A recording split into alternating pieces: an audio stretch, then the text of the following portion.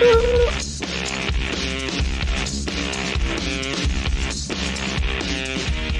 don't have to tell you things are bad. Everybody knows things are bad. Everybody's out of work or scared of losing their job. The dollar buys a nickel's worth. Banks are going bust. Shopkeepers keep a gun under the counter. Punks are running wild in the street, and there's nobody anywhere who seems to know what to do, and there's no end to it.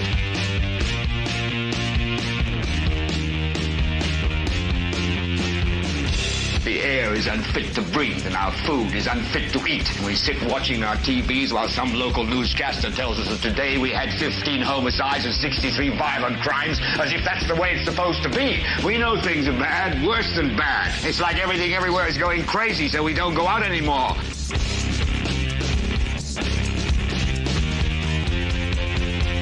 We sit in the house, and slowly the world we're living in is getting smaller, and all we say is, please, at least leave us alone in our living rooms. Let me have my toaster and my TV and my steel-belted radios, and I won't say anything. Just leave us alone. Well, I'm not going to leave you alone. I want you to get mad. I don't want you to protest. I don't want you to riot. I don't want you to write to your congressman, because I wouldn't know what to tell you to write. I don't know what to do about the depression and the inflation and the Russians and the crime in the street. All I know is that first, you've got to get mad. You've got to say, I'm a human being. God damn it. My life has value. So, I want you to get up now. I want all of you to get up out of your chairs. I want you to get up right now and go to the window, open it, and stick your head out and yell, Hello there, ladies and gentlemen. Welcome. This is the 269th episode of the Political Spotlight. We were kind of apparently I can't count. Sorry. What was happening? It was like 5, 4, 3, 2, and then 2. And then I realized that I had completely flubbed that up. Why? When did you start doing it? Way too early. More like about 15. I started 5 at about 15. Still on? No, I shut it off. You're good. All right. Couldn't hear the music, so I'm trying down here to cue him, and I'm like, I was just like, because we don't listen to this music every night. So it shouldn't be like, But I'm doing things, so I don't know how long. I need to look at it and see, and then I would know. But there's always a delay, so I don't really. That's crazy. So, welcome, ladies and gentlemen. We are trying to get started here for the 269th episode. Welcome. This is the 269th episode of the Political Spotlight. I love that, Joe. I've seen that joke before. I like that. That's a good one. Sorry about that, folks. We were having some technical difficulty there, but I will let everybody know. So the other night we were popping on. We had some big breaking news.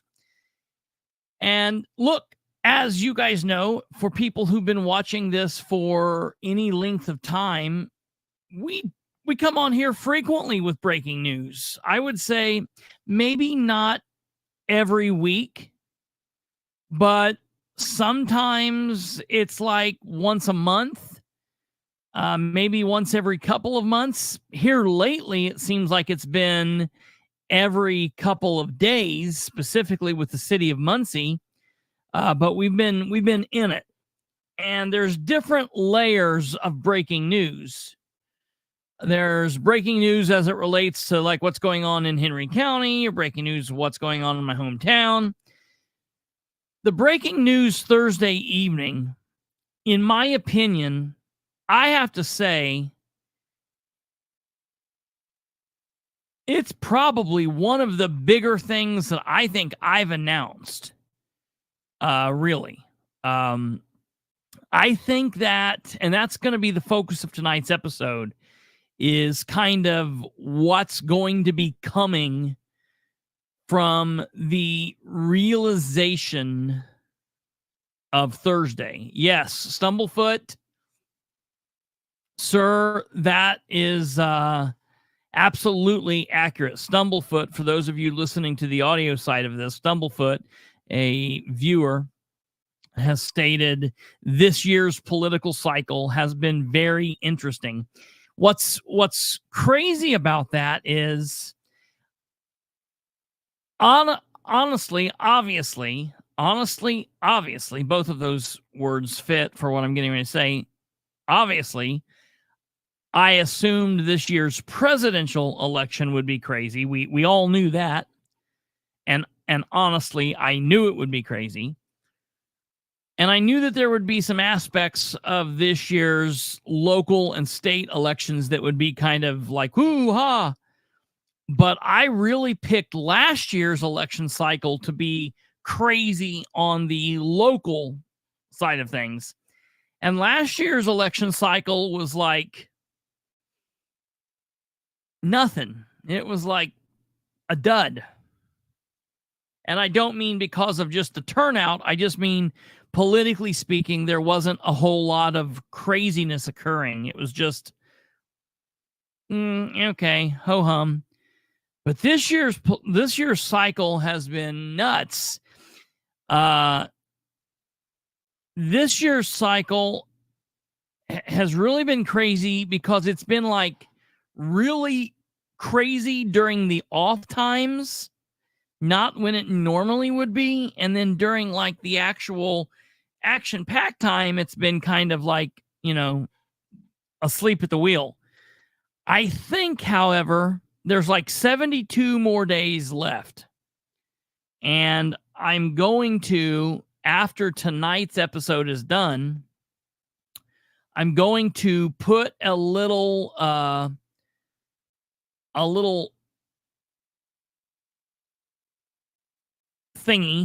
a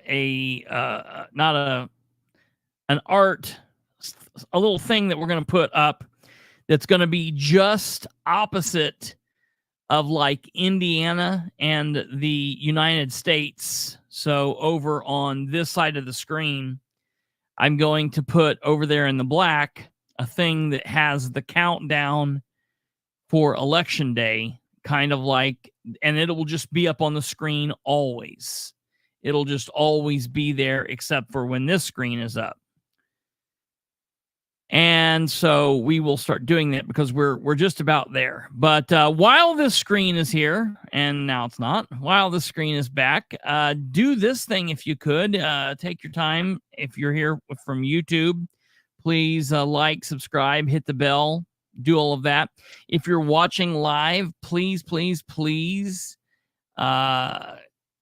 talk with us. We are very interactive, and you'll want to communicate over there.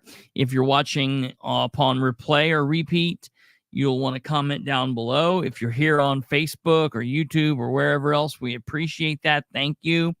We would maybe appreciate you watching on YouTube, but we like you being here however you are. So as long as you're here, that's what matters.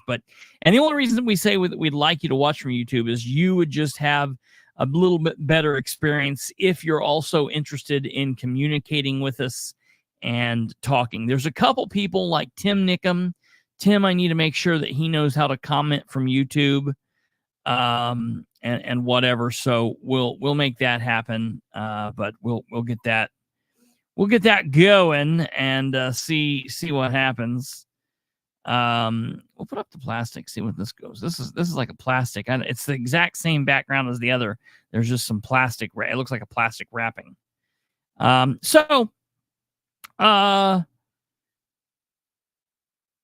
that was some nonsense. But we're gonna get into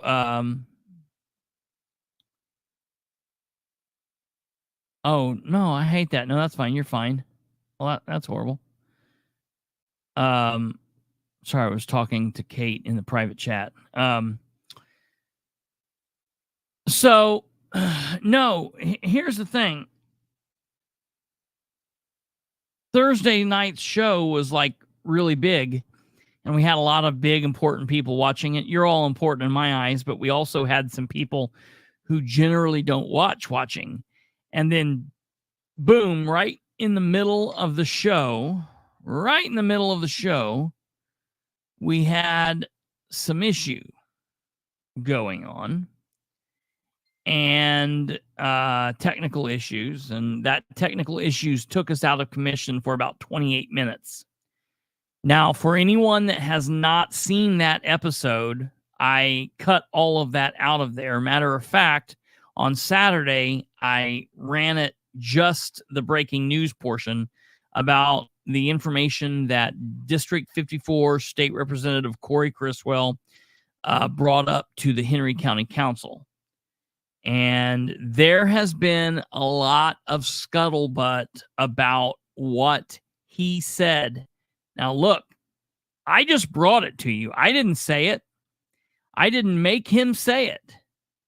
I had no clue. I just said, hey, here's something that this man said that without any of my commentary, remove all of my commentary, just listening to what he said, if you're really, really in the know of how the political system works, it seems extremely interesting because of what he was saying and how he was going about it. And so there's been a lot of scuttlebutt from various people this weekend about it. And I think that it's going to quite possibly be a big deal. Of course, J.D. Prescott had his yearly picnic this weekend. We'll all recall, for those of you that have been paying attention for a while, last year at the picnic, he actually had someone arrested. And it's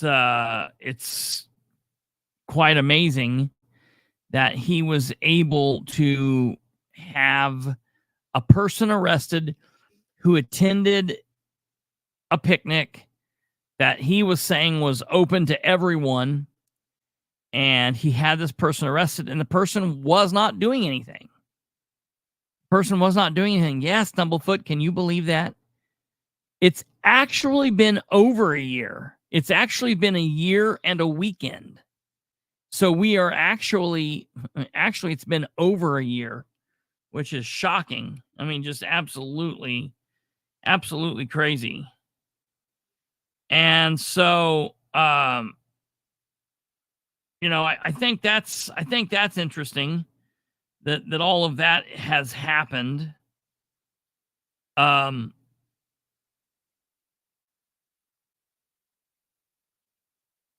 me see here.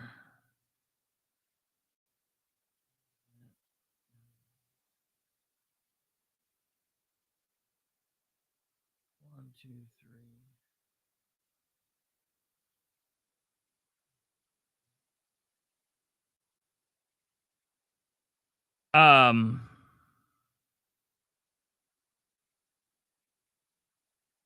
So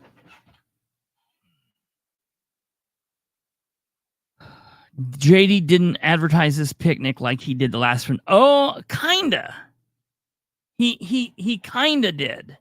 So sorry, I got off track there. I'm in the process of trying to pull some things up. Let me get here. Kate, you don't have to worry about those pictures. I think I can get on the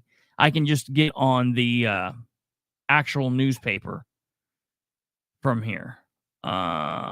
So let me pull out my handy dandy fake Facebook account here really briefly, and we will go to Mr. Prescott's social media page. Now, you notice I have to say my fake Facebook account because JD also amazingly has me blocked, very similar to Sheriff Sproles. And we are currently in the middle of a lawsuit with Sheriff Sproles. And after that lawsuit happens, after we get to the end of that lawsuit, well, then, ladies and gentlemen, we're going to make several people aware of what's going on, and we're going to make sure that they're all good to go. Yeah, okay, so I'm going to let you guys see this and let you guys see kind of what we've got going on. This is interesting. In my opinion, he shared this more. Now, Brando and I had talked about possibly going to this.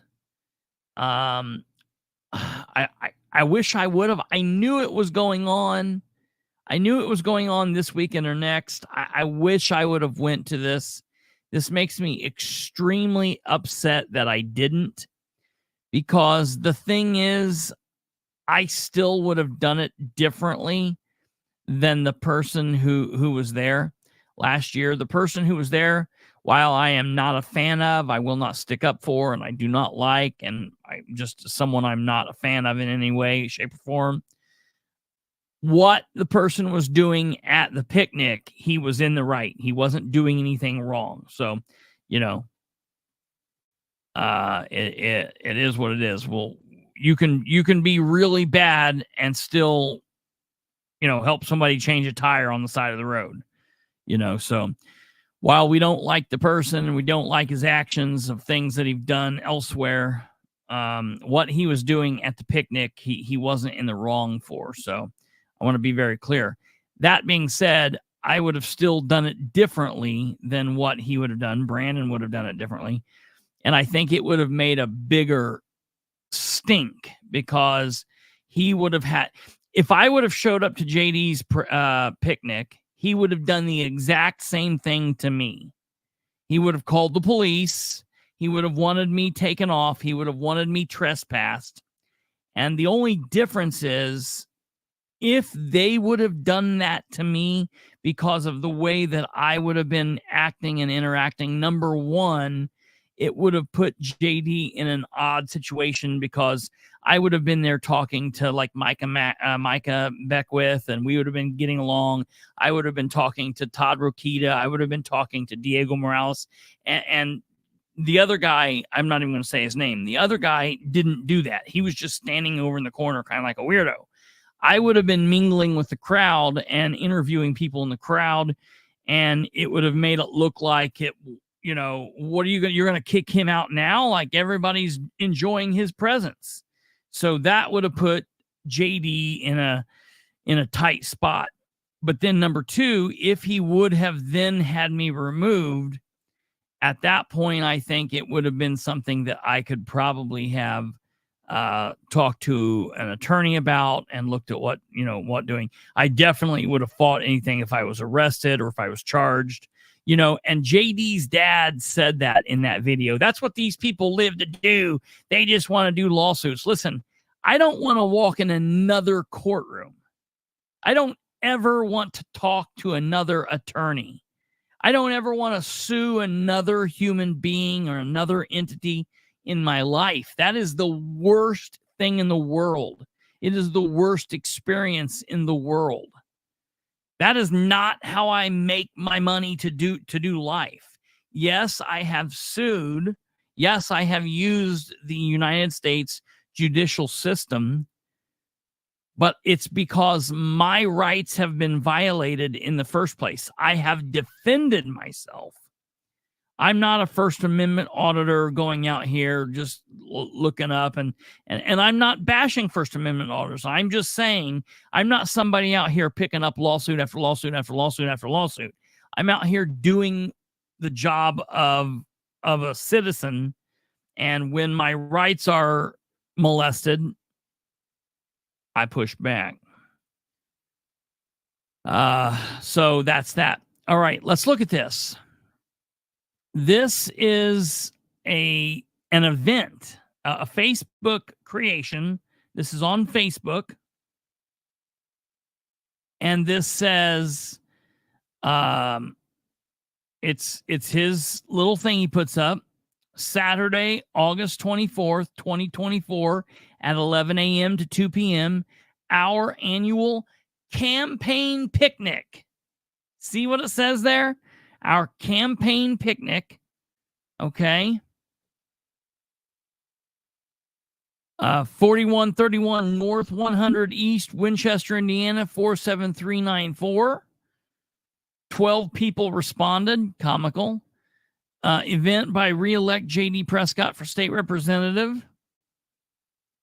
This year, we have a great lineup of speakers. This event is open to all campaign supporters. Come on out and enjoy some good food and a good time. Now, JD? That's different than last year. Why? Last year, it was worded open to the public. It does say that. Public, anyone on or off Facebook. No. The flyer itself. Yeah. I know. We're right. And that's I'm ahead of you. Okay. Yeah. No, you're fine. You're fine. I'm just saying, in my opinion, when I look at this and this, because look, I've made events before, and I've made events that have been private events. I've made events that have been open. In my opinion, when I am a political commentator, when I'm a citizen, when I'm a media personality, when I'm looking at this and I say, public, anyone on, this doesn't say a handful of freaks on or off Facebook. It doesn't say people from the Republican Party. It doesn't say, no black men allowed. You know what I mean? It says anyone on or off Facebook. This year, we will have a great lineup of speakers. This event is open to all campaign supporters. Come on out and enjoy some good food and a good time, okay? And then we get down here, and that's all it says. Now, I want to click on this flyer, let you guys see this flyer. The flyer, ladies and gentlemen, says you're invited to the 7th annual State Representative J.D. Prescott picnic with special guests. Congressman Jim Banks, I want to wear his skin. This is J.D. talking. J.D. wants to be Congressman Banks. Attorney General Todd Rokita, Secretary of State Diego Morales, candidate for Lieutenant Governor Micah Beckwith, candidate for Indiana's 3rd Congressional District, Marlon Stutzman, August 24th, 2024, 11 a.m., 4131 North 100 East, Winchester, Indiana, 47394. Bring the whole family out for a great afternoon of food and fun. Who's he talking to? Bring the whole family out for a great afternoon of food and fun. This event is free of charge, but contributions are greatly appreciated. Sponsorship available at 500 platinum sponsor, 250 gold sponsor. If you would like to contribute, please make checks payable to Prescott for United States Representative, paid for and approved by J.D. Prescott for state representative. Contributions to the committee are not tax deductible. So that's what this flyer says. Okay, and that's what this event says. Let's back out of this and then take a look at what they've posted here on the website on Facebook, because there are a few more things that go along with this, okay? So he was really excited for this. Our annual campaign picnic is quickly approaching on August 24th. This year, we will have a great lineup of speakers. This event is open to all campaign supporters. See that there? This event is open to all campaign supporters. Come on out and enjoy some good food and some good times. So my question is, what happens if I show up and I drop $5 in the bucket? What's he going to do?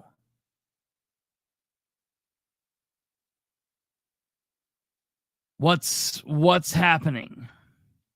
This is interesting. You want reelected? Help us stop the wind and solar project in Blackford County.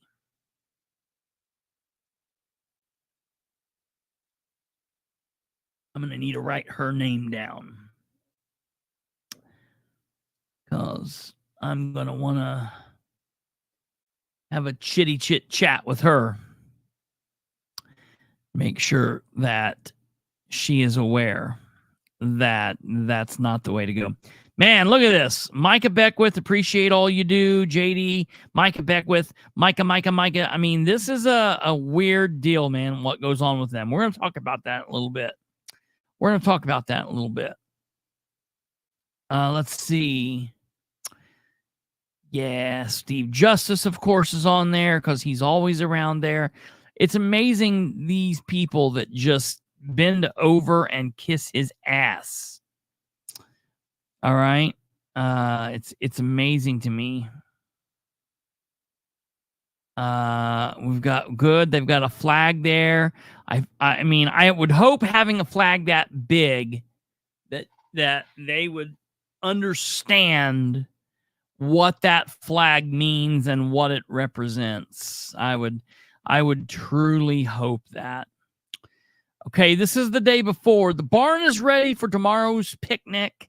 Come out and enjoy some great food and hear from some of Indiana's most conservative elected officials and candidates. Oh, that was a good one.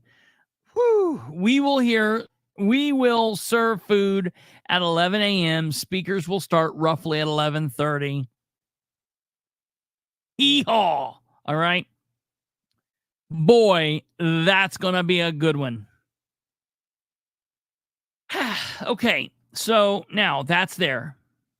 Bring big money, Les C. Cloud said. No kidding. So, yeah, take the money and run. Yeah, right, absolutely. Well, so let me tell you this. Here's the thing. Thursday night, we were telling the big news, and we had some technological issues happen. I will tell you, Xfinity is coming out tomorrow between 1 and 3, and they are going to hook us up with the most intense, most obscene fiber optic cable craziness going on. And an EMP could go off in the atmosphere above us. The dinosaurs could return. The nuclear bombs could go off. And we will still be able to broadcast from this basement on the second floor. Live from the upstairs basement. That should have been the name of the studio.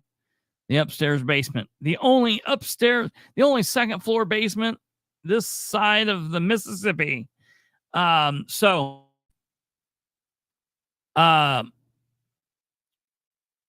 said, even though we had the technological issue, we still got out the breaking news on Thursday.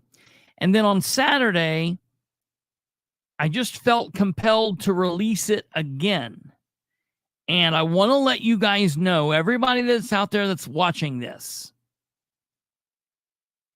everybody out there, yeah, right. Everybody that's out there currently watching this, please understand that I have now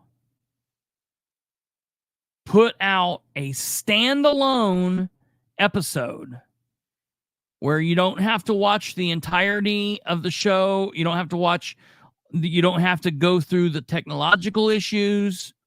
It's right at 51 minutes long. And I'm please, I'm begging you all. This is something important that I'm asking you. This is important. This is what it looks like here. Give me 1 second here. Let me make sure I've done the right thing.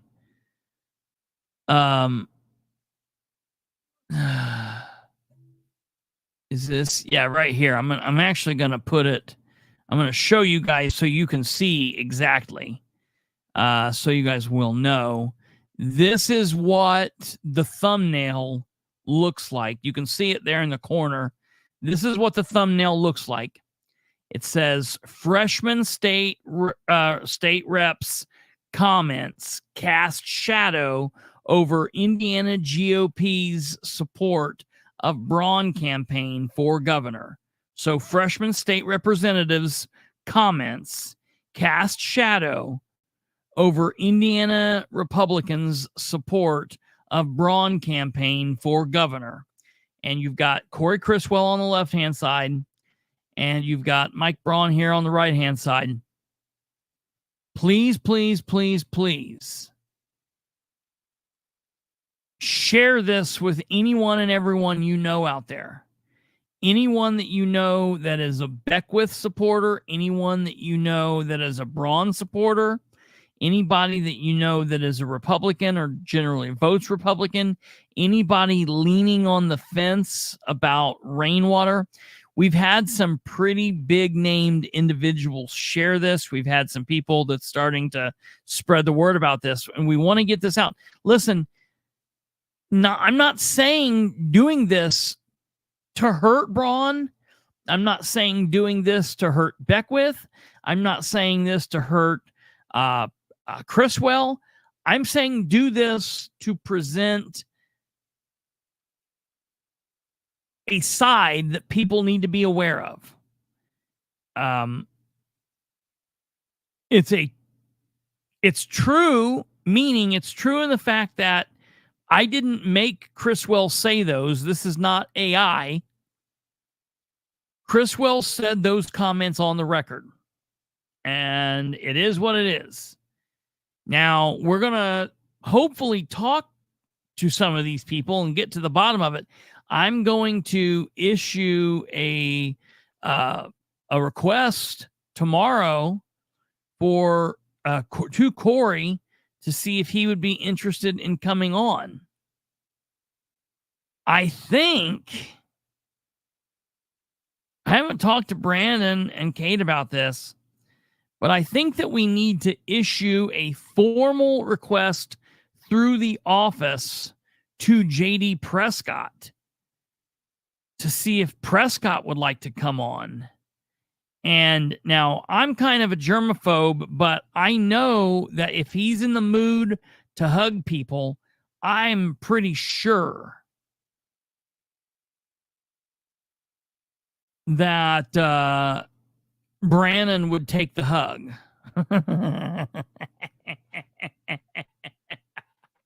Oh, I know. I don't know. He hugged Kendall. I don't know. He might not want to hug us, but if he does want to hug somebody, I'm sure that Brandon could be available for a hugging. So it is what it is. But so please share this because this is big. Yeah, no, we did share that fact there, GW. We appreciate you sharing that and bringing that forward. We love when people talk about this, but yeah, absolutely. So yeah, we did do that. That's I very much appreciate that.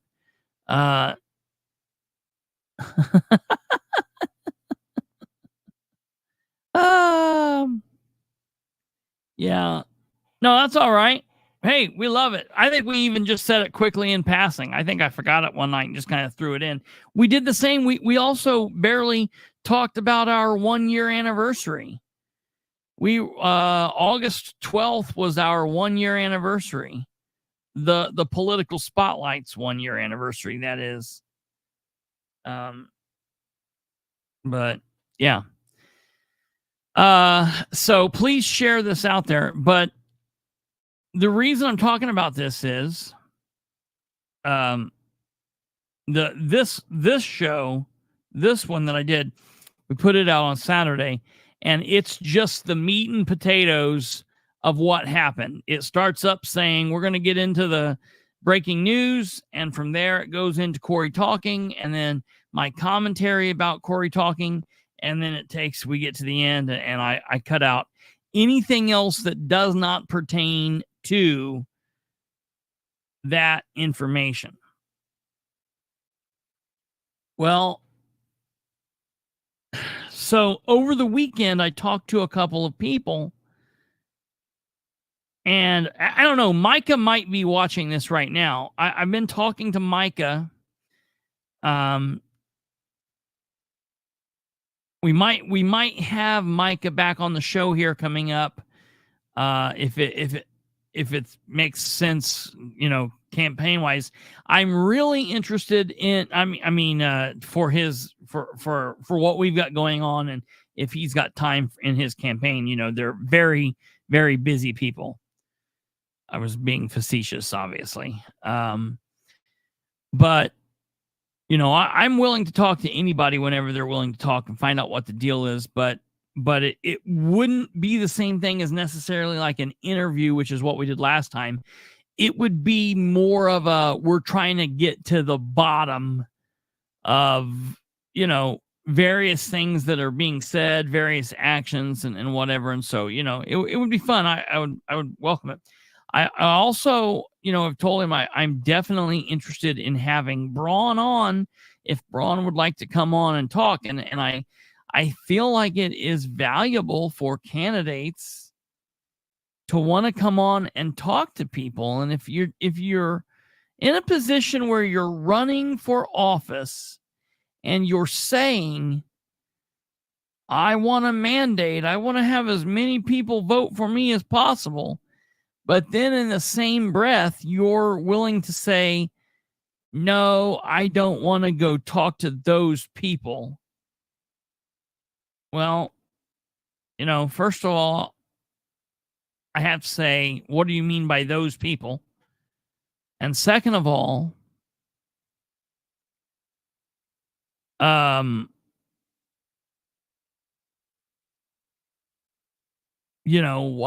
what's the deal?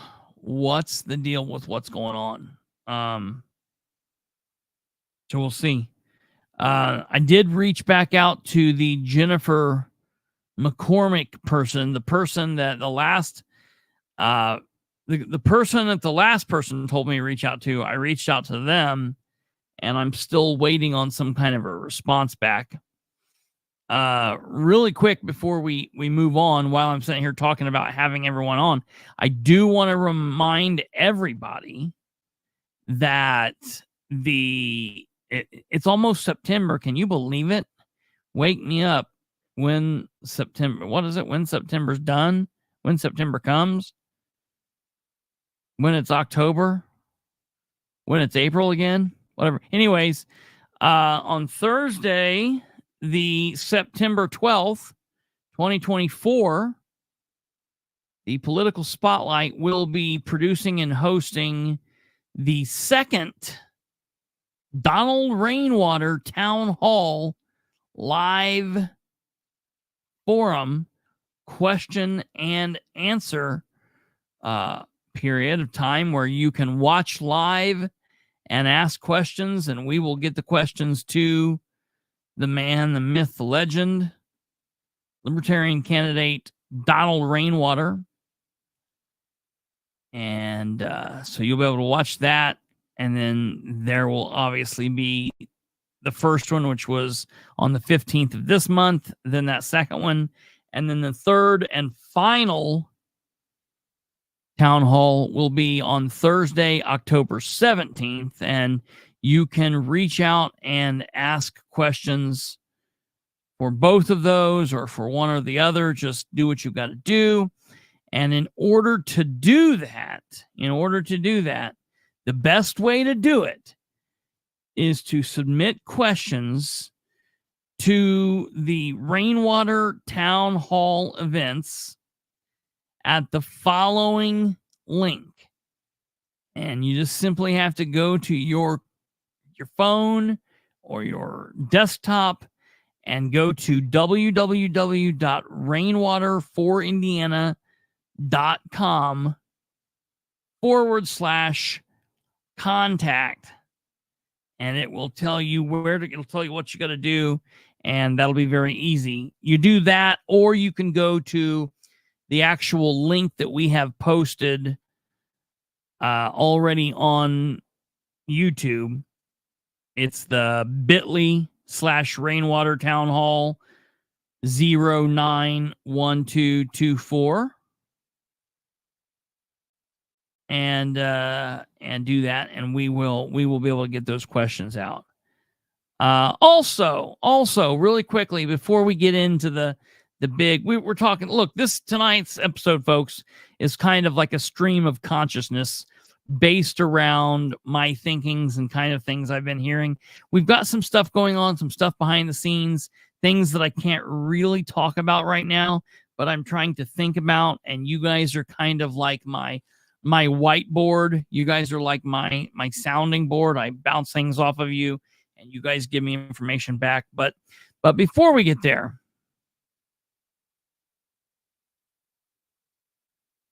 I didn't ask, and I probably should have, and I'm not going to say too much because I haven't been told what I can and what I can't be. But just obviously, I mean, Alva has said that he's had some doctor's appointments and stuff on here, and he's doing well. But I just, look, you guys are all very important to us. Each and every one of you that we talk to all every night.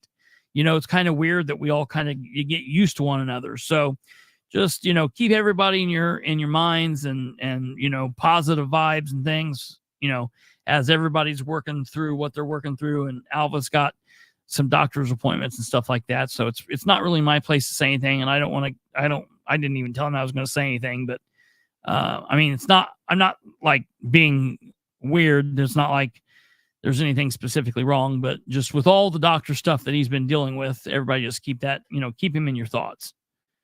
So nothing's secret for me, brother. Oh, well, okay. I mean, so like he just told me the other day that he's got what he went into the doctor for those stents. They didn't really go. So they're having to look at doing other stuff, which might mean some kind of surgery. And so we'll obviously keep everybody up to snuff on that and whatever. So, I don't want any of you being sick or ill or whatever. So, we'll definitely like to keep everybody in our thoughts and prayers and if there's ever an issue. So, that's always important.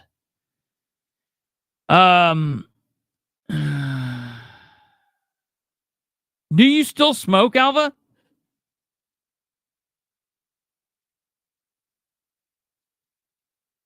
Or, I mean, prior to everything that's going on, like in the last, like, have you been smoking?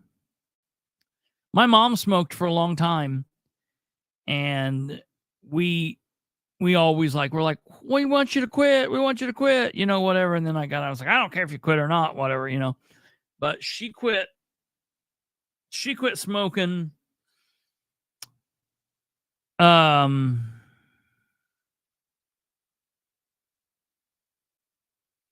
She quit smoking probably the year my dad died. I had 3 cigarettes yesterday, and I've had 3 cigarettes today. I usually smoke a pack a day. Well, hey, look, bro, it's just like anything else you do. I mean, if you are used to smoking a pack a day and you're now down to 3 cigarettes a day instead of a pack, I mean, that's great. It's absolutely great. Hey, I was over at my grandparents the other day, and somebody told me, one of my grandparents said that they saw that they're going to be raising the price on packs of cigarettes. What is the price of cigarettes? If I wanted to go in and buy $10 now, holy crap. How many cigarettes come in a pack? 20?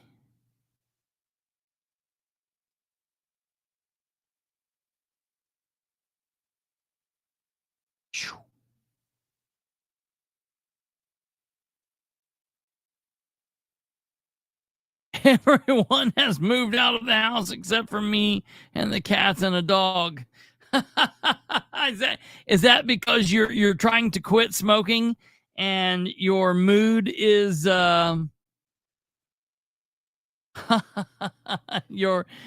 not the happiest person right now?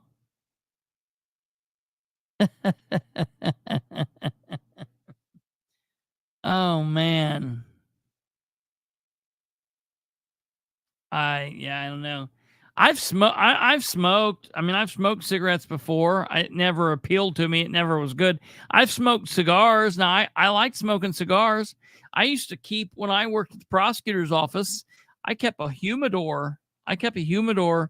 Because we'd go out like golfing and whatnot. We'd always have, cigars. I've smoked cigars before. Cigars make sense to me because it's flavored and it's not something that you're really like taking into your lungs. I don't enjoy that. It's having the flavor and the aroma in your mouth and in your nose and in and out, which still can give you cancer and still can cause you problems, obviously. But smoking cigars made sense to me. And I've got a pipe around here, like an actual old pipe. And I've smoked some pipe tobacco before, but I'm just not a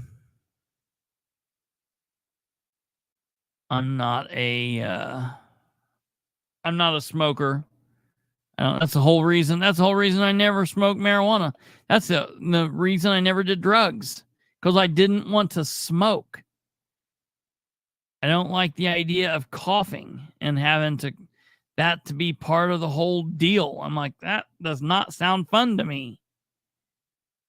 Oh, I got to do drugs. I've got to smoke. Well, that doesn't sound fun. Oh, I've got to do drugs. I've got to poke a needle in my arm. I'll pass. Oh, I got to do drugs. I've got to stick this pill up my butt. I'll pass on that too, Like, none of that stuff made much sense to me. I don't like the taste of alcohol. I mean, I've drank plenty of times in my life and I've been drunk, but I didn't like that either. I'm like, dude, 51 years of smoking a pack a day. Shoo-wee. But yeah. Kate's and the duck. Smoke them if you got them.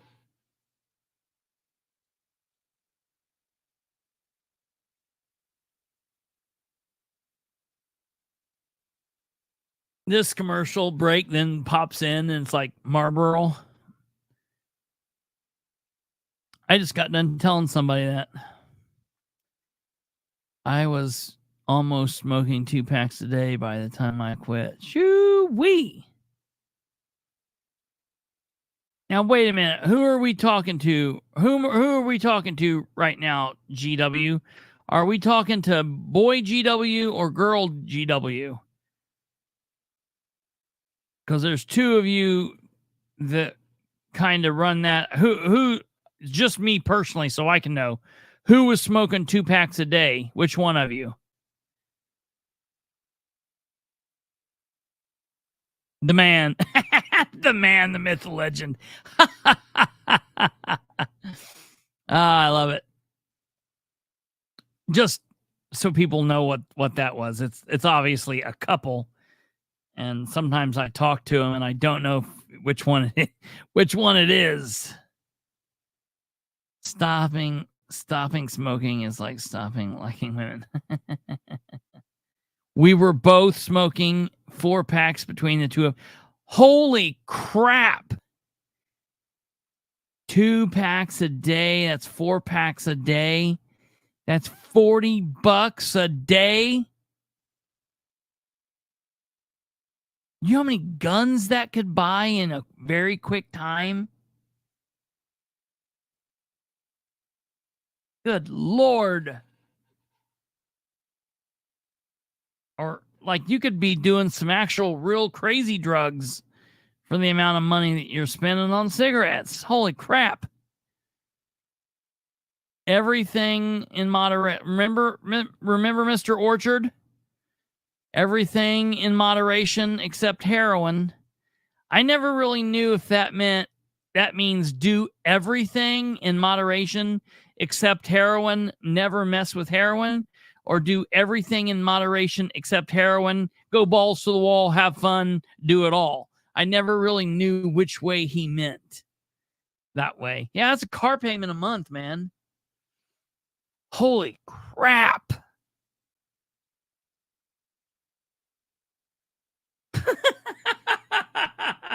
We quit in 2015 and bought our first new car that year. That is an amazing statement. Hope they had coupons, Stumblefoot. Well, I was always the oldest one of my friends. I always looked oldest and always had kind of the more confidence, I guess. Just kind of carried myself differently. So I always was the one that bought all of the smokes for all my friends. What's funny to me is like they all smoke different cigarettes, but not being a smoker, I would like they would send me in. We would go to so the first thing was we would go down to Swifties on Madison and 18th because you could go to get gas, and there they still Madison for you people that are not from Muncie. You won't know this, but for the people from Muncie will remember. For the longest time, you could still go to Swifties at Madison 18th, and you'd pull in over the rope, bing, bing, and they'd come out and they'd pump your gas for you, like in the good old days. And they'd be like, "Is that all?" And you could, in your car, just be like, "Oh, I need a pack of smokes." And so it was easy, and they weren't carding you. And if they would card you, they would like look at it and then just give it back to you. So like there were a couple times there, they asked me for my ID and I would give them my ID, and I was underage, but they would take it. And then, they were stupid or whatever. They didn't math. And so they gave it back to me. But they would always say things like, I would just ignorantly say, "I need a pack of smokes," or, I was trying to sound cool. I need a pack of cigarettes. And they'd be like, "What kind?" And I'm like, the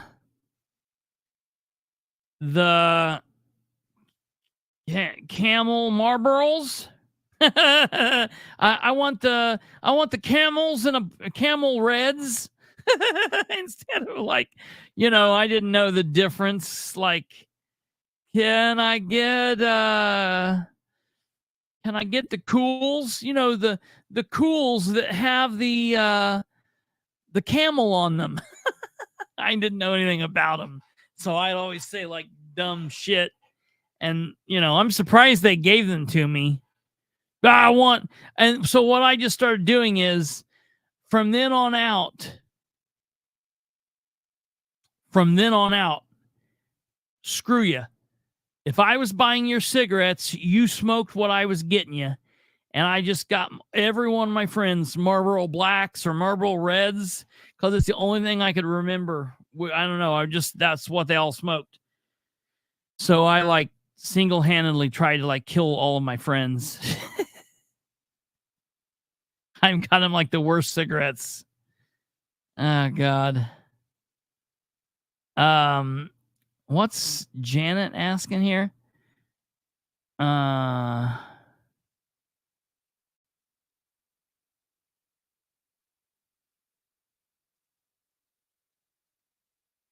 Oh, hey, Janet. This week, please. I tried to get a hold of you the other night, but I didn't know that you were out down partying it. And I was talking to your friendo. I'd like to talk to you on the phone this week, off record, just you and I chat about a couple things, Janet. Here's what I'll do. I'll shoot you my number when we get off the live. I'll give you my number, and then sometime that you've got available this week, just at your convenience, you call me when you've got a few minutes. I'd like to ask you a couple questions and I'd like to pick your brain on a couple things, if you wouldn't mind. Ask your thoughts. So, okay. Well, I told you this was going to be like a stream of consciousness. So, I want to show you this. So we were talking before we got talking off on the crazy stuff. We were talking about the picnic that old JD had on Saturday. And I guess it went off perfectly. They didn't have to arrest anybody. Nobody got kicked out. Think about this. I mean, literally, wrap your mind around this. You're somebody. It's not even a candidate. You're a public servant. See, there's only one time.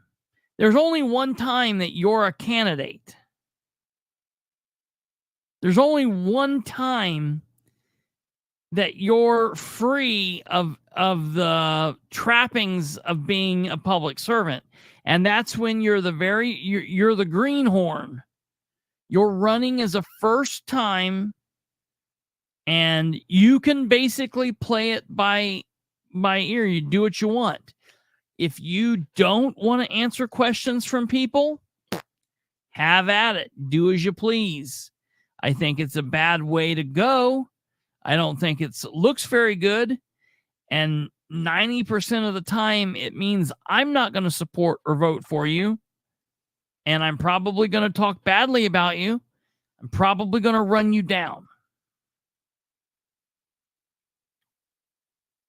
But as a candidate who currently does not hold office, you do not have obligation to talk to anyone. You're free to do as you please.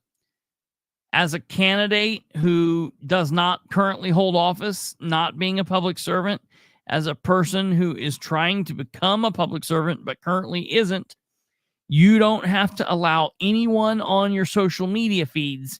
You can block people on X, you can block people on Twitter, or you can block people on TikTok, you can block them on Facebook.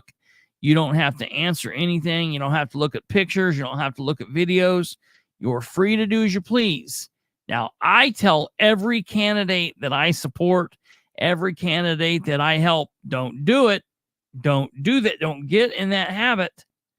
Because how you behave as how you behave as a candidate is how you're going to behave as an elected official.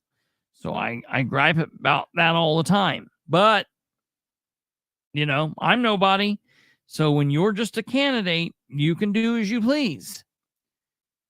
Once you click over to the other side, however, you're now a public official. You're now an elected official.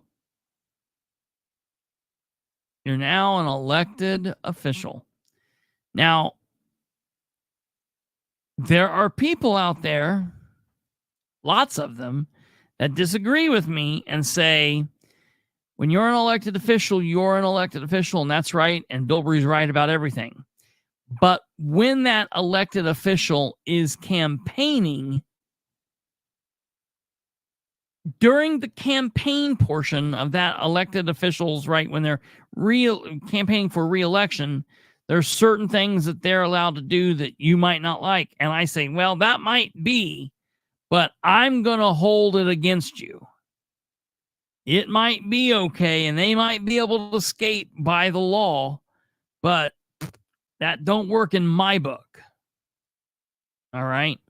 When you're paid by tax dollars, and if you're running to be rehired, to be kept in that position, or you're running for another position, but you are an elected official currently, I'm sorry about it, but it's kind of like before you're a police officer, and then you become a police officer, you might not be on duty or you might be doing this or that. But the thing is, more is expected of you now. And so you've got to answer that call. It's like being a nurse or whatever, being a doctor. Okay. So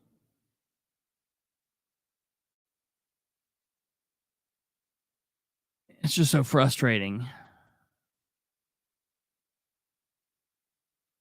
The Winchester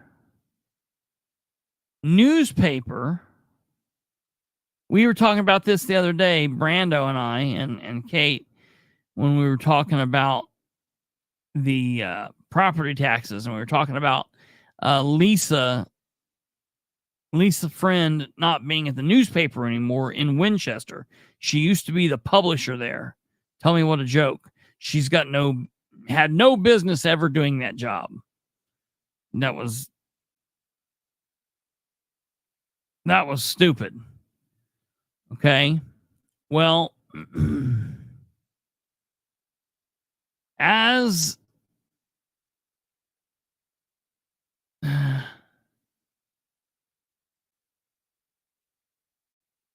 the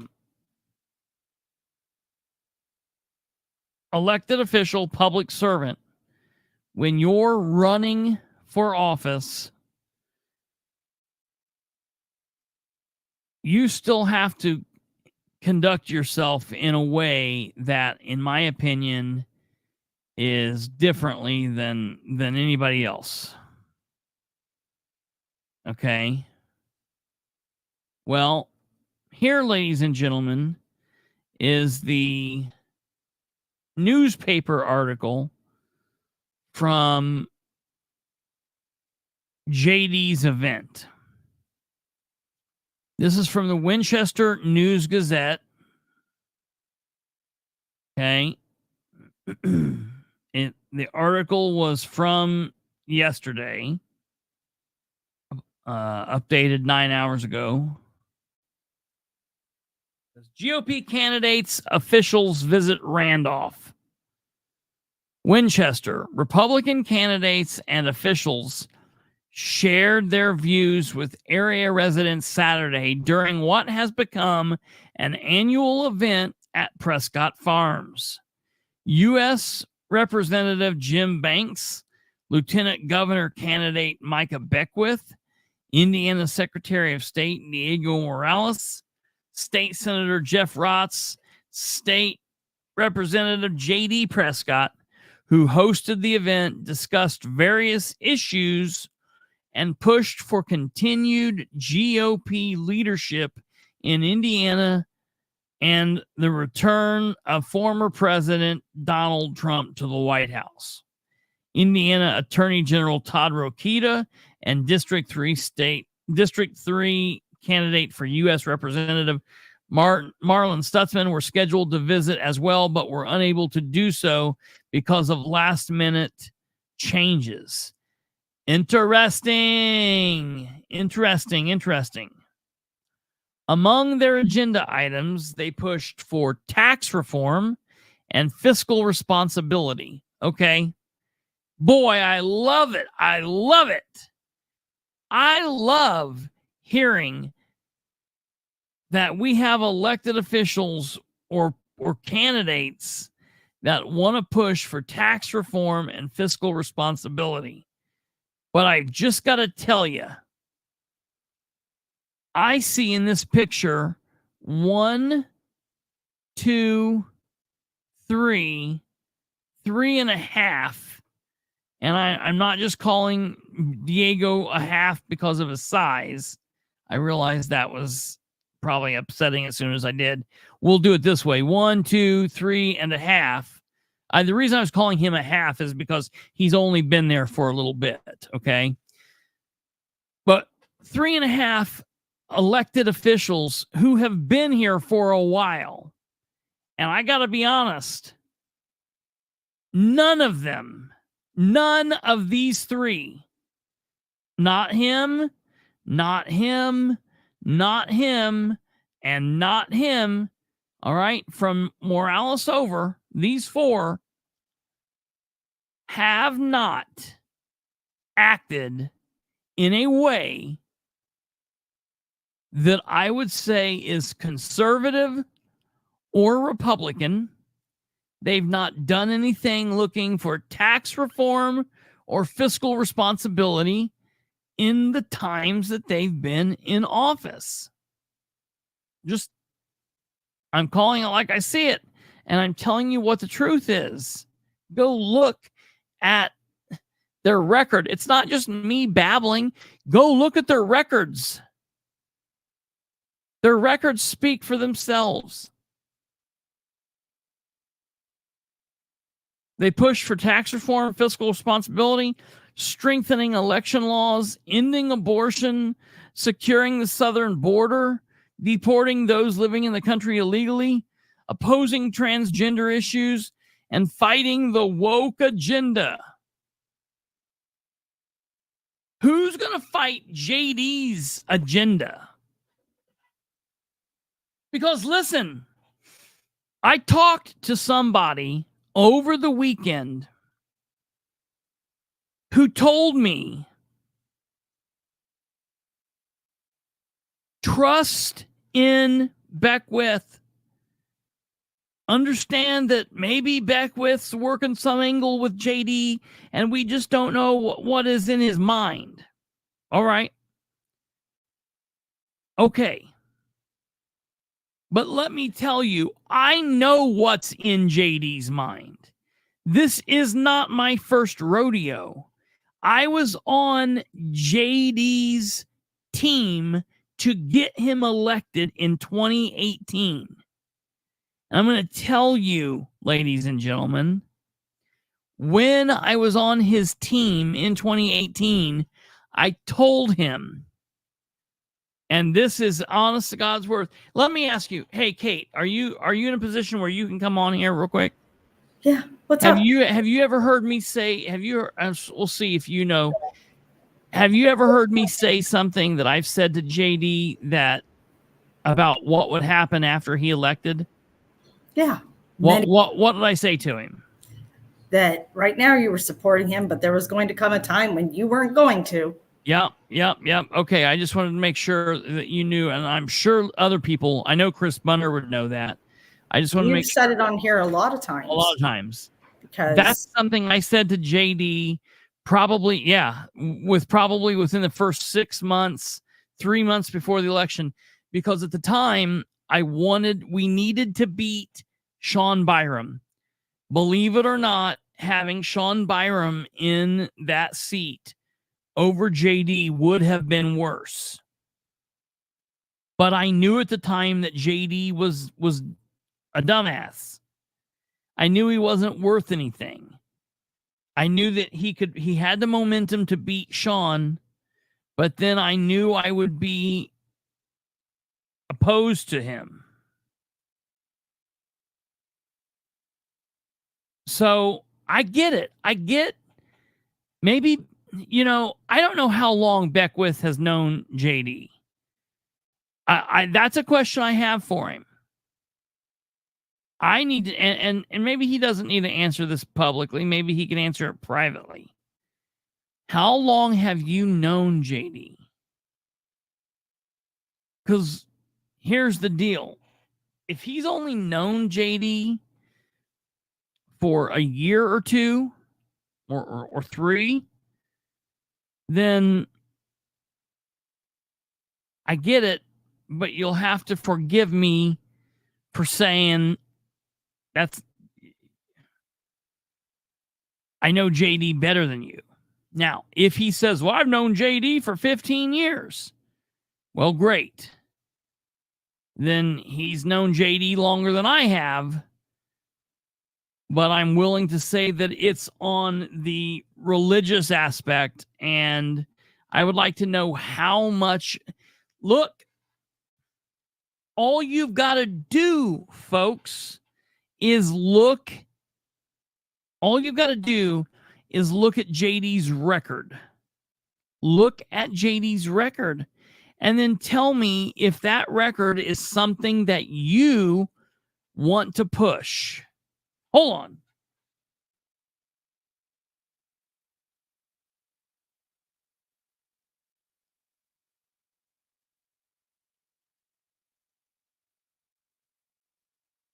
Oh, stay right here. I know right where I need to go get what I'm looking for.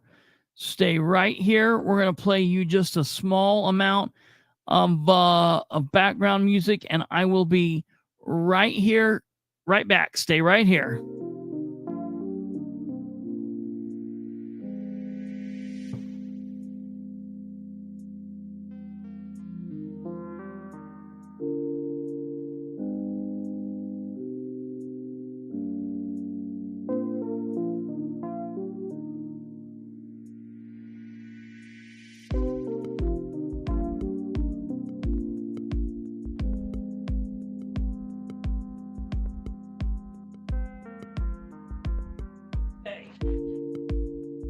We are back, folks. And we kill that. Do this. All you got to do is look at JD's record. Okay? Right here.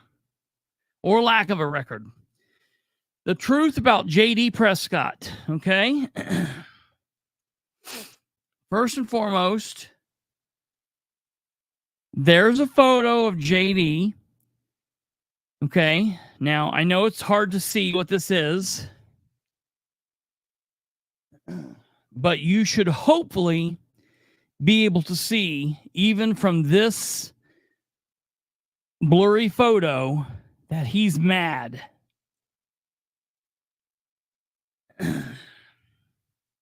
Brandon Rudd was in attendance. Kate was in attendance. I was driving there. First of all, this fool is wearing a gun. I am Second Amendment supportive all the way, baby. Have on 4 or 5 guns if you want. My problem is, in the entire time that I've known JD, and I've known him for quite some time, I've known him from 2013 forward. I've never seen him ever to carry a gun. Never seen him to possess a gun. He never talked about guns.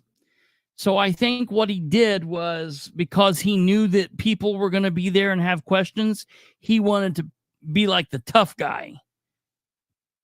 So he went and got himself a holster. This holster is being worn inappropriately. This holster is not being worn appropriately. He's wearing this holster like a complete and total idiot. All right? This holster should not look like it does here. That's the very first thing that we noticed. We found it. We've got the holster. I've looked at the holster. This holster, he is wearing it wrong. And the thing is, if you don't know about guns, what? None of that tan stuff should be showing. Yeah, none of the tan stuff should be showing. You should not see that tan stuff. Because there's a flap. Yeah. It goes inside your pants. It's an inside the pants hole. Yes, absolutely. Yes. So JD is stuck his belt through it or something. Yeah, that's exactly what he did. A lot of people do it dumbly. And it's just, the first thing you do is if you don't know about guns, you shouldn't pick up guns and start just jacking with them, because that's the way you get yourself and other people killed. Okay. So he wanted to act like a tough guy. He goes to this event. And he's like, I'm going to answer questions. The very first person that asks a question is a little old lady that JD has known for her or his entire life. And she was a dear friend of his mother's, of their family. And she stands up and she asks JD a question, being nice, being polite, kind of telling a little joke. And JD, misinterpreting what she says, storms out, says, "Don't be talking about my family," and slams the microphone down and storms out. First question. 4 minutes into the thing, that's the first thing that happened. This dude is a clown, okay? He had to be coaxed back in. So that's first, all right? Let's take a look at the inside of this. Prescott's record. And I'm not asking you to buy into a damn word I'm telling you here. This is all the truth. Look this up yourself if you don't believe me. I'm telling you, you can take every word of this to the bank. If you don't believe me, I completely get it. But when you go research this, all I ask that you do is that you call, text, or message me and apologize for being wrong. And there'll be no harm, no foul, because this is all true. All right? The only representative in the state of Indiana, the only one of them to vote against tax breaks for disabled veterans in 2019. It was Senate Bill 280. So if you look up Indiana Senate Bill 280 and from 2019, you will find out that J.D. Prescott was the only representative in the state of Indiana to vote against a tax breaks for disabled veterans. JD, you're a Republican, dude. All right? Proposed legislation that would force registration and taxation of personal property that disproportionately affects rural communities like Winchester, Union City, Portland, Newcastle, Henry County, Blackford County, Hartford City, Albany, Selma, Cowan. All right. Proposed legislation that would force registration and taxation of personal property that disproportionately affects rural communities. 2019 House Bill 1327. This is all real stuff, folks. Micah Beckwith. What do we got to say about this? Voted for unconstitutional red flag laws which allowed for confiscation of firearms without trial. Without a trial. No trial. No judge. And we know someone that happened to. Yep.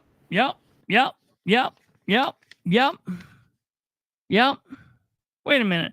Are you talking about Audie? The 10th man? Okay. I thought you do. I thought that's who you're talking about. I was like, damn, was there somebody else? I just want to make sure it was Audie. No, so I meant Audie. Next time he comes on, I'm going to have Audie tell you guys this little story. But there was a situation, and we have to be careful with it, but there was a situation in which Audie's Second Amendment right was completely violated. With no trial, no crime, no criminal act whatsoever. JD was involved with that, folks. All right. And you can find that in 2019 House Bill 1651. All right. Refused to vote for an amendment that would prohibit COVID vaccine mandates. I'm going to say it to you again. For all of you people out there that say my body, my rules, my way, conservative thoughts, I want to be in charge of my own health and da-da-da-da-da. Refused to vote for an amendment means he would not vote on an amendment that would prohibit COVID vaccine mandates. Amendment 14, House Bill 1001, in 2022. All right, we're not done yet. Voted for a bill which prohibits local governments to violate the state constitution by raising property taxes above constitutional limits. All right? Think about what I'm just saying there. Think about what he's being praised right now for with Beckwith.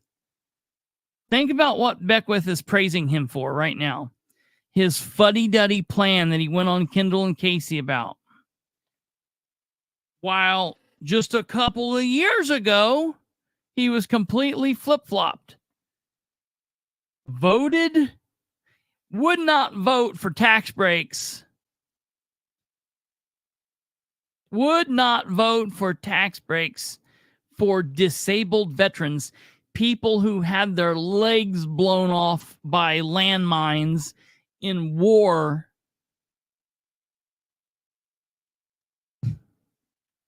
But he voted in favor of a bill which permits local governments to violate state constitution by raising property taxes above constitutional limits.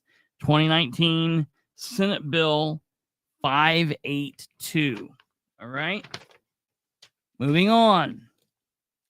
JD, pro-choice. That bill is really interesting because it actually prohibits citizens from challenging the constitutionality of the tax rates. It's specifically listed in there that you can't sue on constitutional grounds. Yeah, right. That's like you can't sue them on a constitutional ground. They thought they put that into the mix. Remember, JD's a constitutional conservative, Christian, pro-life. Okay. Let's see how he stands with that. JD, pro-choice Prescott is not 100% pro-life. How does that work? Prescott lied. Listen to that again. Prescott lied on his Hoosiers for Life survey in order to get an endorsement, and immediately, I wish someone would have pointed that out to him at that meeting. Yeah, right. JD's is a rules for thee, but not for me politician. Yes. JD stands for just dumb. Yes. Rules for thee, not for me. And a good case in point is that veterans bill. Yeah, right. Because he voted against that. Yeah. Tell him why. For? Yeah. What? Well, so then he voted for that in 2019, but then was it the same year or was it the next year? I don't remember whether it was the same year or the next year. But then he voted to give tax breaks to farmers. So he 400% increase in the deductions they could take from $20,000 to $80,000 in deductions. Yeah. That's okay. For farmers. Screw you for losing your leg. Yeah, right. Have your an eye poked out because you were over fighting, terrorism, or your hearing, or your fingers, or your toes, or your legs. Health. Come on, right. There's so many things that these guys sacrifice, and right. Dude, like I said, don't take my word for it. Look and listen. I'm going to tell you. Let me ask you. Anybody that wants one of these, if you want a couple of these, get a hold of me. If you will pass these around to people, specifically in District 33, but I don't even care if it's District 33. To me, it's anybody and everybody needs to know this. Because we have people that literally say, let me tell you why we have to do that. Let me explain to you why we have to be so willing to bring this out and to let people be aware of this. Okay. We have to be so willing to let this out and to let Pete to bring this out, because we have someone like this.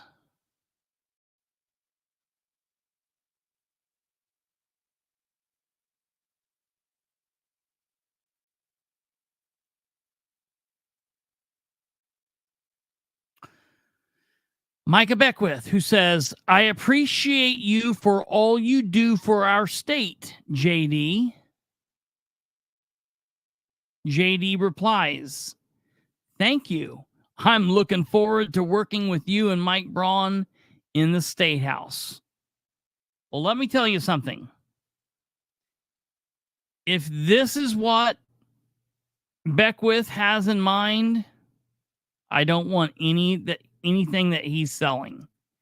If Beckwith thinks that this is good work,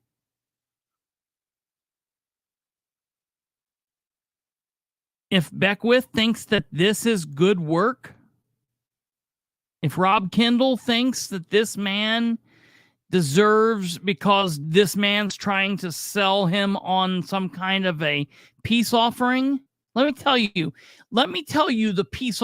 I will hug JD when he doesn't run for office anymore. I will see it as a peace offering when he works for the private sector again. That's when I'll come to the table with anybody that wants to tell me something good. What I will consider good about J.D. Prescott is when he is no longer an elected official. We're not done, though. We're not done. Okay? Prescott lied on his Hoosiers for Life survey in order to get an endorsement. And in order to get an endorsement, he lied. He broke his promise to support their pro-life legislation after getting into office. So he wanted their endorsement. He lied to them. He got their endorsement. All right, I'll put it up. Give me 1 second.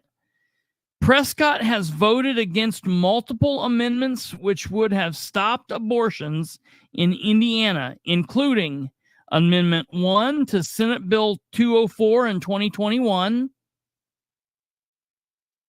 Amendment 76 to Senate Bill 1 in 2022, and House Bill 1568 just this year. Just this year. In 2024, House Bill 1568. 1568. The establishment and others like Representative J.D. Prescott have lied to us and to babies. 8,000 preborn babies have been terminated every year in Indiana because people like Prescott want to regulate abortion and won't claim state sovereignty for our posterity, but will turn around and claim it, allowing employers to mandate vaccines to employees. The establishment, including Prescott, has voted against the premature having life-saving care, against pulling the license from Planned Parenthood and life at conception. The Liberty Movement and Liberty Defense agrees. We have given Prescott and others a failed status, and we are encouraging voters to not vote for him or those alike, and due to their large government failure to protect parental rights and non-support of the home rule property rights. Amy Schlichter, Executive Director for Hoosiers for Life. Okay. Opposes the First Amendment. What are we talking about here? Oh, well, the interactive portion of a public official's Facebook page is considered a public forum. Thus, public officials cannot block constituents from commenting because of the opinions they hold, said Gavin M. Rose, ACLU Indiana senior attorney. Representative Prescott's practice of silencing citizens on Facebook who are critical of his position is unconstitutional. J.D. Prescott, just another way of being unconstitutional. What's this say here again? Appreciate all you do for our state, JD. I've not found a damn thing he's done for our state. I know a bunch of stuff that he's done for his family and his friends and his colleagues at the state house and other small government cities and counties around him, doing things. He's the guy that put in the bill just this last year to stop people from being able to speak at meetings. Because if you said something they didn't like, they can now toss your ass out. He's the guy that wanted to vote with Corey Criswell along with to be able to sue me if I put out some kind of campaign thing and he doesn't like it and he says it hurts him. He now can sue me and I have no protection. He wants to take away my First Amendment rights. JD doesn't do anything for the state of Indiana. Not a damn thing for the state of Indiana. 2024 session. Authored legislation to restrict free speech and redress of government. Indiana House Bill 1338. Voted against term limits for career politicians. House Joint Resolution number 3. Wants to cut taxes for his family, but do nothing for average Hoosiers. House Bill 1234. Legislative record. I'm sorry, when was the House Joint Resolution? 2024. Legislative record. Failing on pro-life liberty votes. And you can go to HTTPS. Oh, no, just go to the Freedom Index. Just go here. theFreedomIndex.org/Indiana/legislator/20013. And there you will see J.D. Prescott, House of Representatives. He's a Republican. He got a score of 50. Okay. Can you do that one more time, please? You want this? The Freedom that Index. That is freedomindex.org/IN/legislator/20013. So 200. So 20,013. 200013. No. 200 and then 13. Gotcha.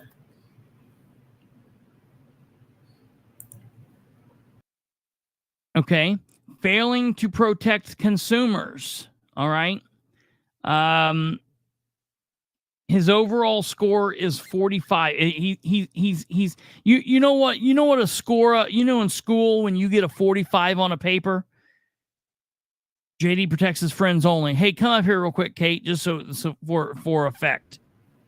Okay. When you homeschool your kiddos. Yes. When you as a teacher, and I'm sure you would never write something that's like on their test because I just know your kids, but say for the sake of argument, you wrote 4-5% on a kid's paper, what kind of a grade would that be? It's an F. That's an F. It's an F. Hell, it's not even. It's like a low F, huh? That's like by a lot. Yeah, it's a low. Anything 60% and lower is an F. Right. So I mean, he didn't even hit, almost a D. In 2019, JD was given 53%. That's the highest he's ever been. 53% in 2019, which was his second year in office. 2020, he got a 50%. 2021, he got 30. 2021, he got 36%. 36%. In 2022, he got 45%. His cumulative score is 45%. Janet, it's deeply troubling. Folks, and let me tell you something. I'm just going to say it. I don't blame Micah Beckwith for not knowing this. What I will blame Beckwith for is what he does once he knows it.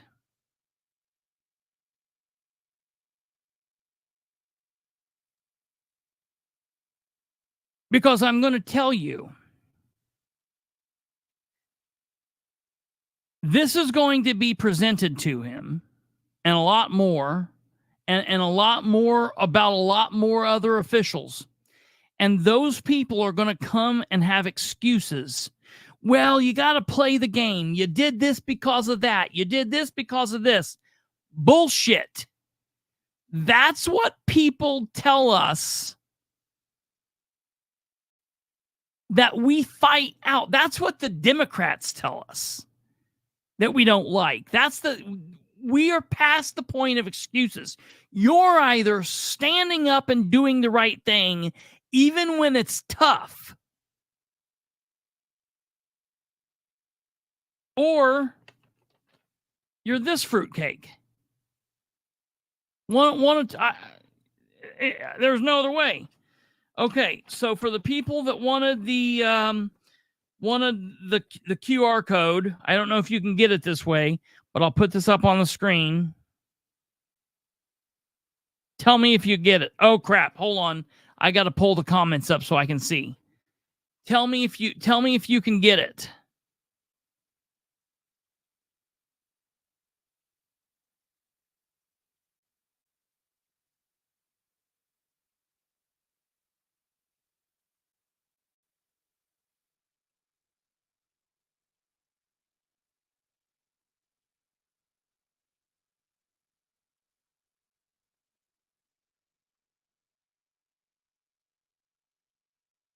Okay. Yep.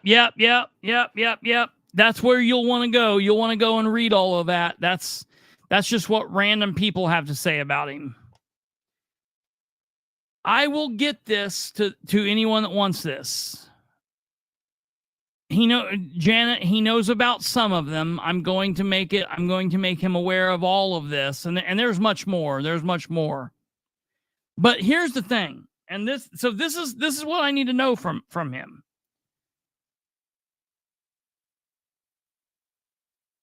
Because he can do all of this. Listen, JD can feel all of this stuff and do all this stuff.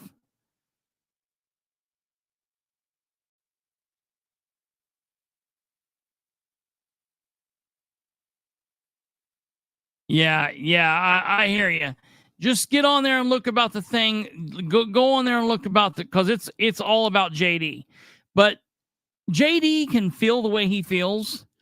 And maybe in his belief, he follows God and his walk with God, he's on a right path and everything's good. And that's between him and his God.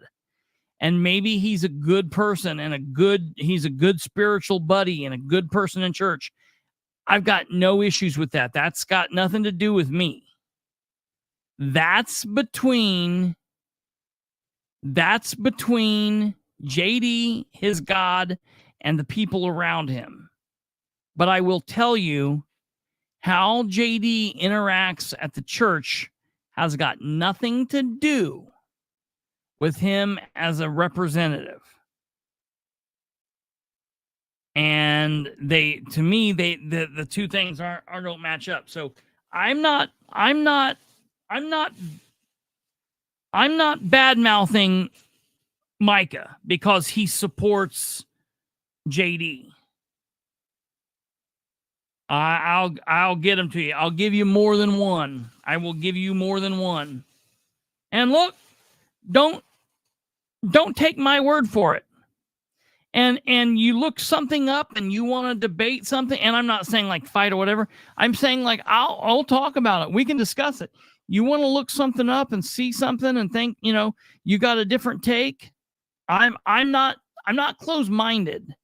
I'm willing to talk about this, but I want to know, because here's the thing. JD can't just say, I'm on board. We're all good. Praise God. Everything's good.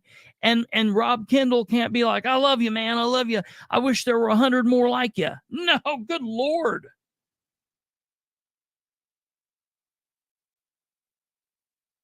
I don't like it. No, I'm not happy with any of it. Yeah. It's kind of like he's an asshole, but he's okay once you get to know him, but then he's still an asshole. Yeah. The link to what, Janet? The link that we had. The Reddit. Oh, yeah. I can do that. Okay. Yeah, because I don't have a copy of that handy to scan it and send it in the comments. Yeah, I can do that.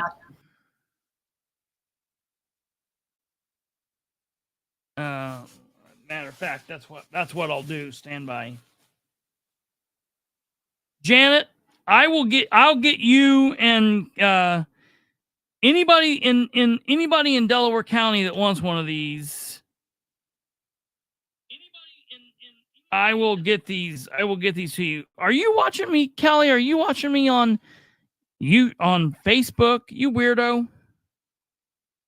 I thought you were a YouTuber. Whatever. It don't matter. She was on Facebook, and then she switched to YouTube and said the exact same thing. That she wants a copy. She wants them on all. She wants them on all copies. I love it. Here. Now listen. In all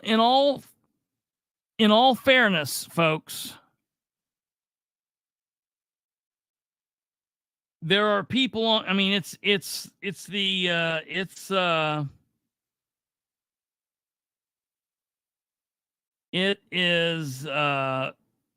Reddit. So there are people on here that have some weird. They're definitely weird. So just keep that in mind. Trying to figure out how the best way to get it, save it. They may be weird, but I'm telling you what, if you're not a JD fan, that entire thread is it's comedy gold. Yeah. Yeah. It's just the rabbit. The rabbit. He was at the 4-H building and was worried about an attack by a rabid rabbit, and that's why he had on the gun. Yes. Love it. Yeah. It really is. Okay. It is a fun read, but it's also eye-opening because there are people on there that like grew up with him. Yeah. And stuff commenting. So I mean it's not just because it's funny that we enjoy it, but it's actually informative. Yeah, there's people that's known him his whole life. My former brother-in-law went to school with him, and he there's just stories for days. I'll tell you. I'll say that. Okay, here's the link. Here's the link.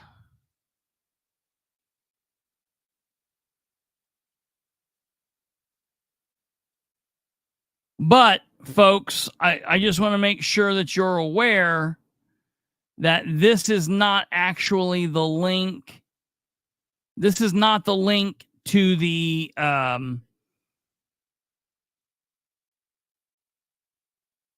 pamphlet. I will get you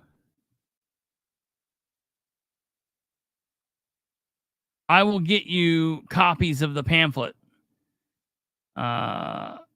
this week.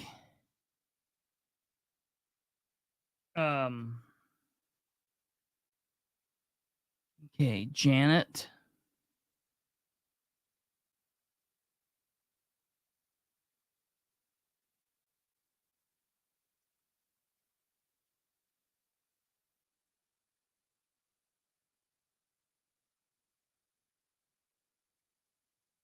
Give me 1 second here, folks.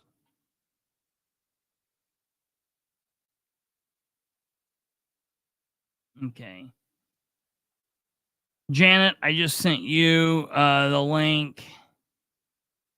And Kelly, I'm going to send you the link.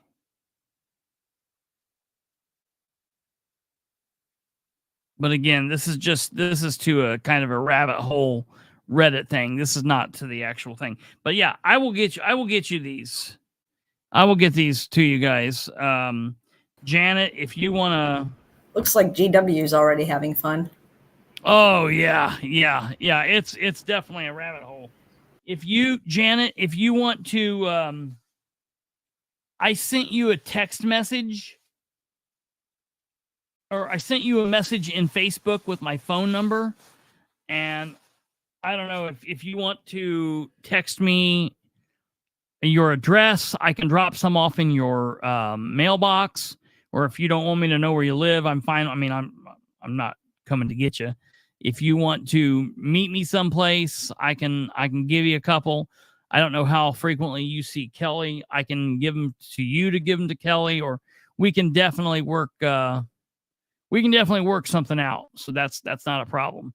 But we try to give these to as many people as we can get them to, because people need to know.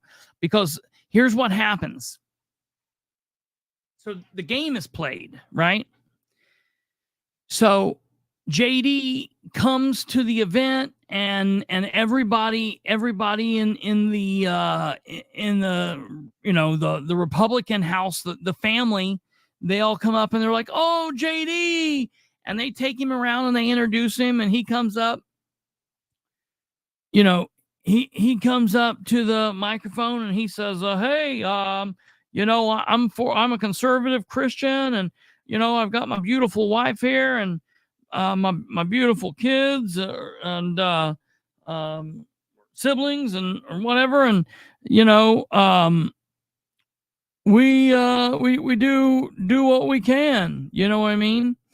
And that's what the deal is there. So people believe that, and unfortunately,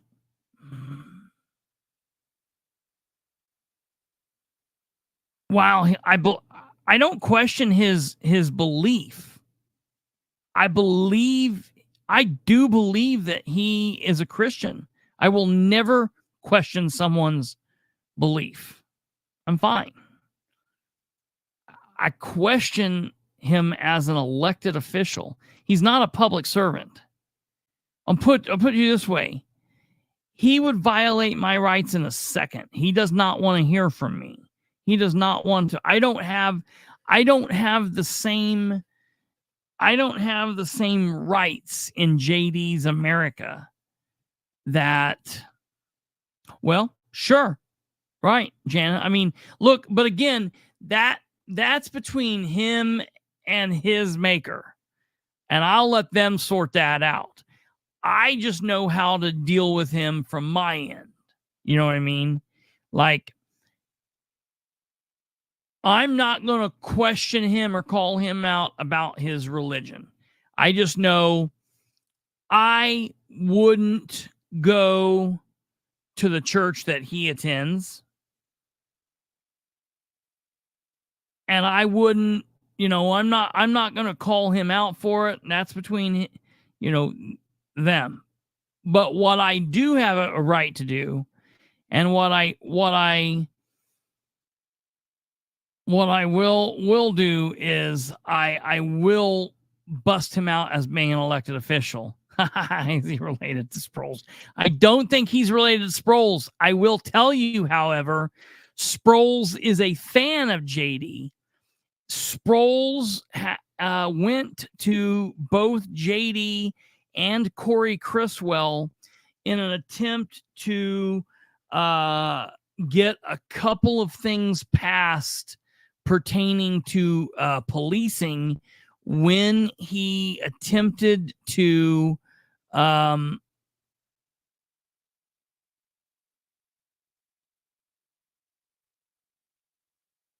in an attempt to get some things done. Yes, there is, Janet. When I get off of here, I will send you. I will screenshot you what you need to see, and I'll send it to you. I will send it to you. I'll send it to you and Kelly both. Aren't there like 800 comments on that thing?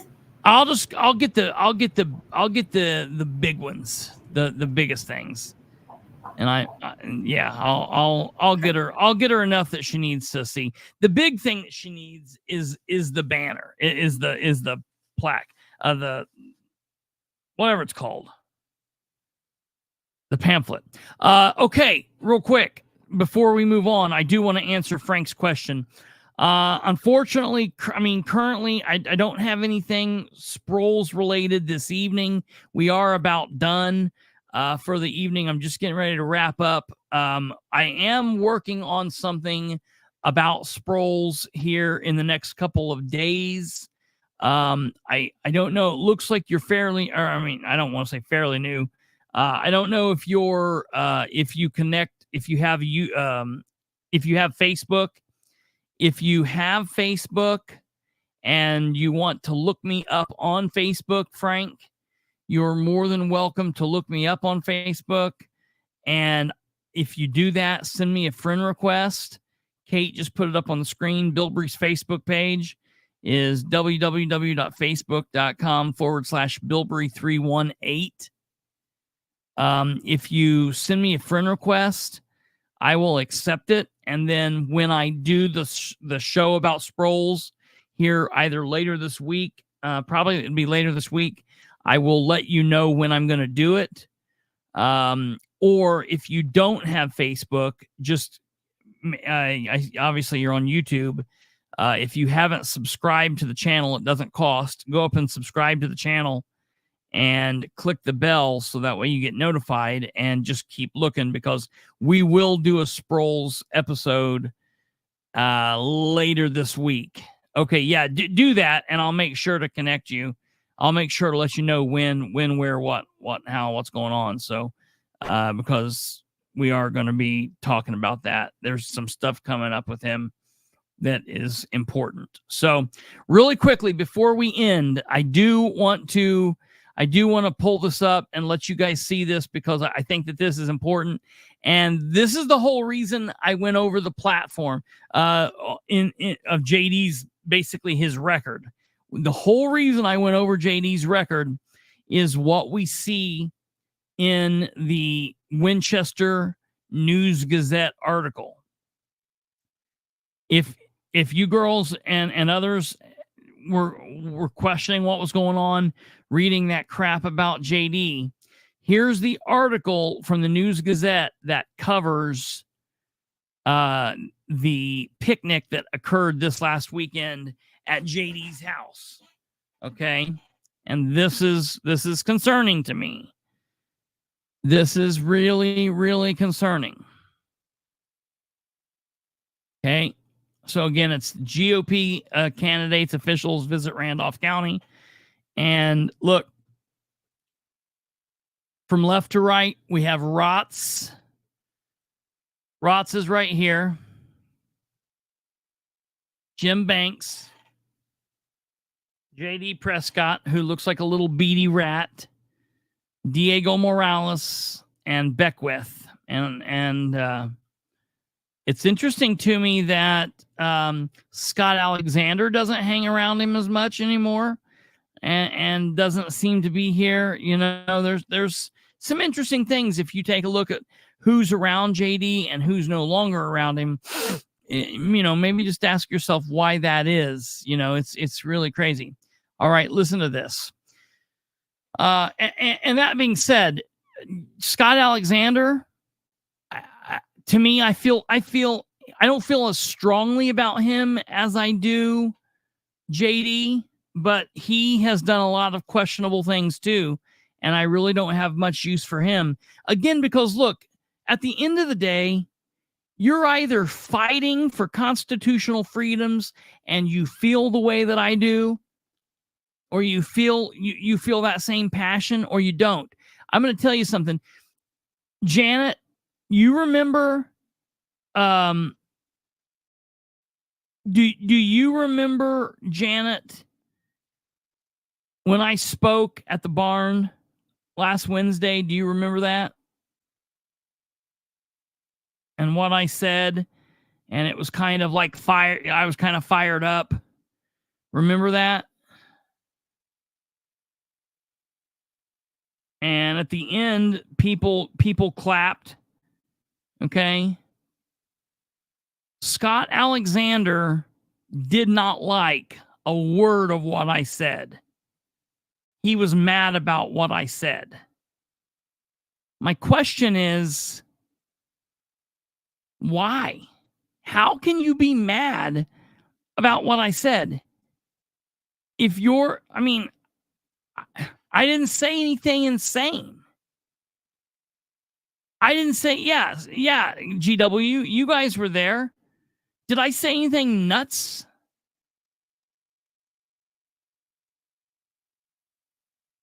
I didn't say anything, in my opinion, that was out of line. I wasn't rude. I wasn't vulgar. I wasn't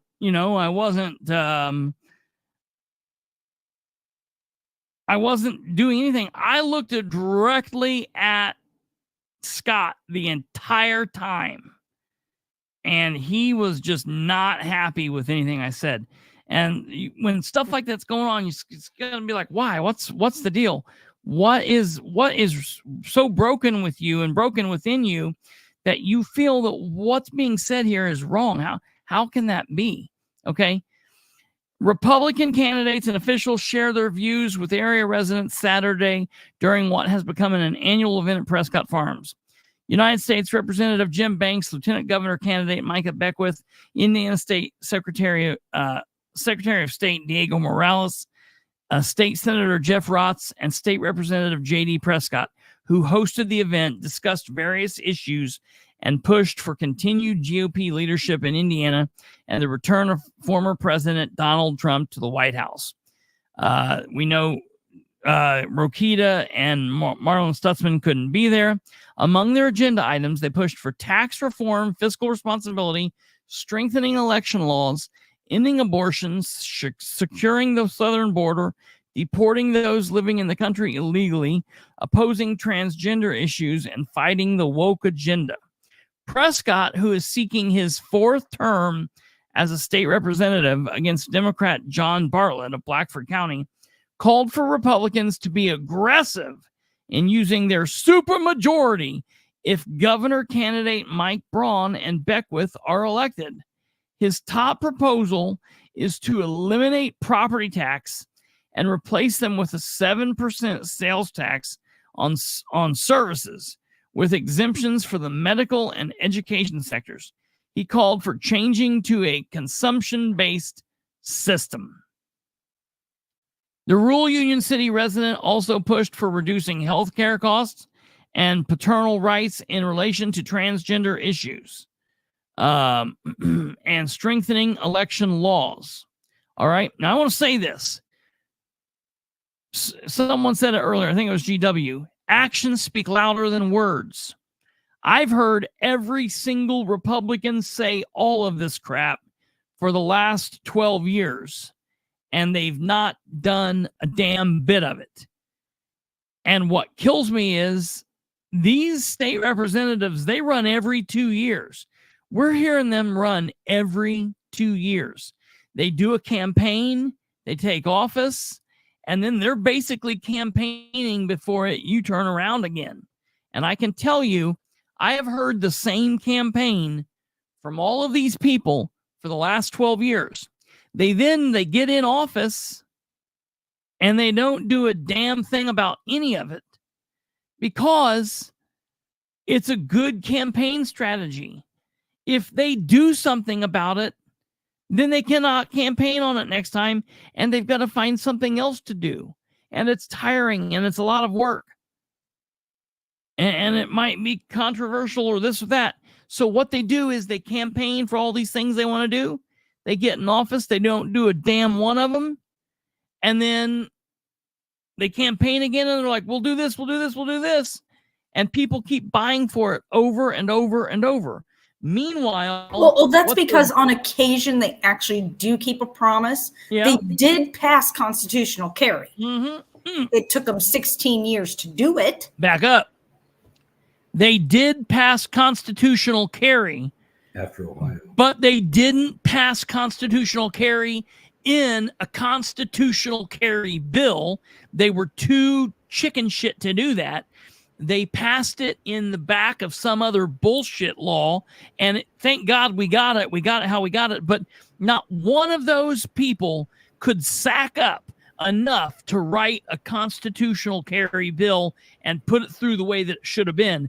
They had to push it through in the back of some, you know. It got added as pork. Yeah, it was the pork in some, like, you can only buy 3 onions at a time. Oh, by the way, we also can constitutional carry bill. Yeah. You know, but to be fair, it did get passed. Yep, but yep. It took them 16 years Took of running 16 on it years, to get it yeah. done. Yep. That's, you guys are exactly right. Exactly. Well, and so that's very, very, very, very important. Very important. And then, all right. So we'll just keep that in mind. So we move on from here. Each of Prescott's guests at the family farm 4 miles north of Winchester spent a few minutes sharing their thoughts on political issues with those in attendance. All right, this will be fun. Jim Banks, the current U.S. representative who is running for U.S. Senate seat currently held by Braun against Democrat Valerie McRae and Libertarian Andy Horning. And ladies and gentlemen, we're going to have Andy Horning on coming up. I need to contact him tomorrow and set that up. I would have Jim Banks on if he would come on, but he's like everyone else. He feels that he doesn't need to.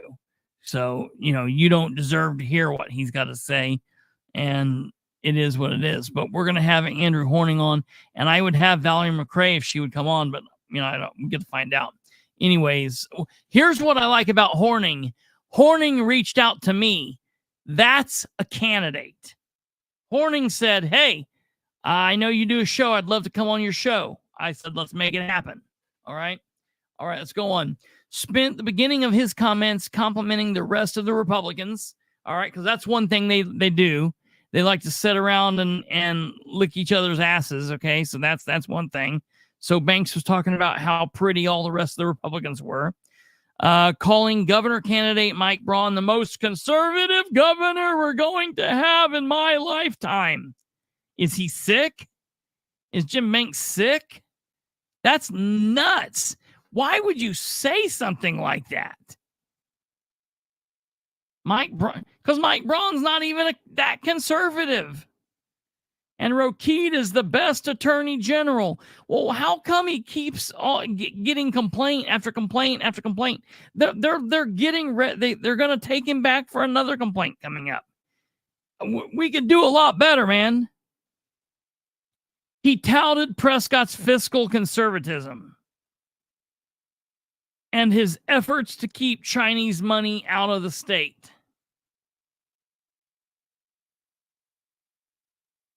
Prescott's not done a damn thing with that. Let me tell you what Prescott's big bill was last time. He wanted to work, in the last 2 times, he's wanted to make sure that the name of the state of Indiana is Hoosiers. He's wanted to make sure that we had that in state law, just in case someone didn't know. That was his big to-do. Okay.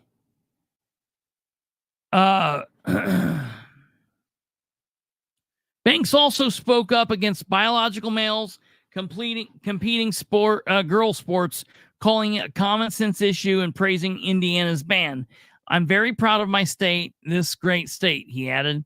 Banks called this election the most important in our lifetime, pushing issues including securing the border and fixing inflation. He spoke in support of mass deportation of those in the country illegally and of a Trump commitment to institute the death penalty for anyone who performs sex changes on minors. To institute the death penalty for anyone who performs sex change on minors. I haven't heard about that. That's crazy. Look, that's a whole nother thing. I had not heard that. I didn't even know that he'd said that. I read through this and I missed that last time. He called the former House Speaker Nancy Pelosi, California, the most evil, wicked woman I have ever met in my life. He said the difference between parties is that Republicans believe in America is great and Democrats don't. Okay. great. I feel like everybody's trying to get into the personal thing. Talk to me about policy. I want to know about what your plans are. All right. Beckwith. Okay. Beckwith, a pastor, spoke to the crowd about his selection as Braun's running mate over State Representative Julie McGuire, which I still support that deal all the way around. Okay. Julie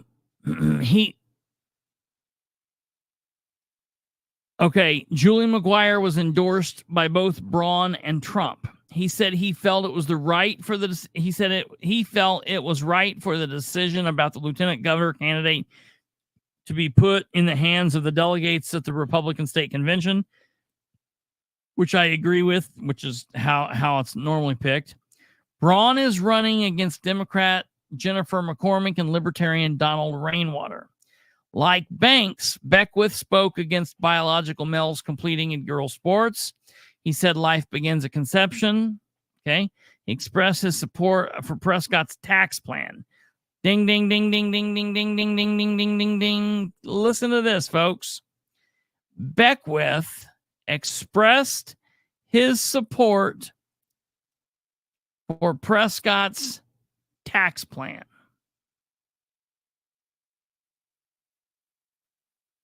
He didn't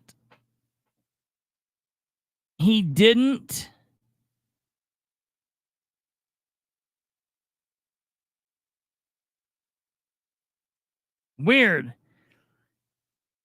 He didn't support his running mate's tax plan.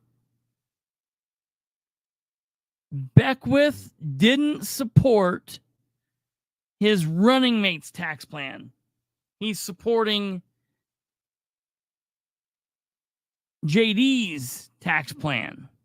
Now, JD told us on the Kendall and Casey show that his tax plan would not be going to the state house or voted on in maybe a year or more. We just heard Corey Criswell say that Braun was going to be the governor, but his tax plan will not pass.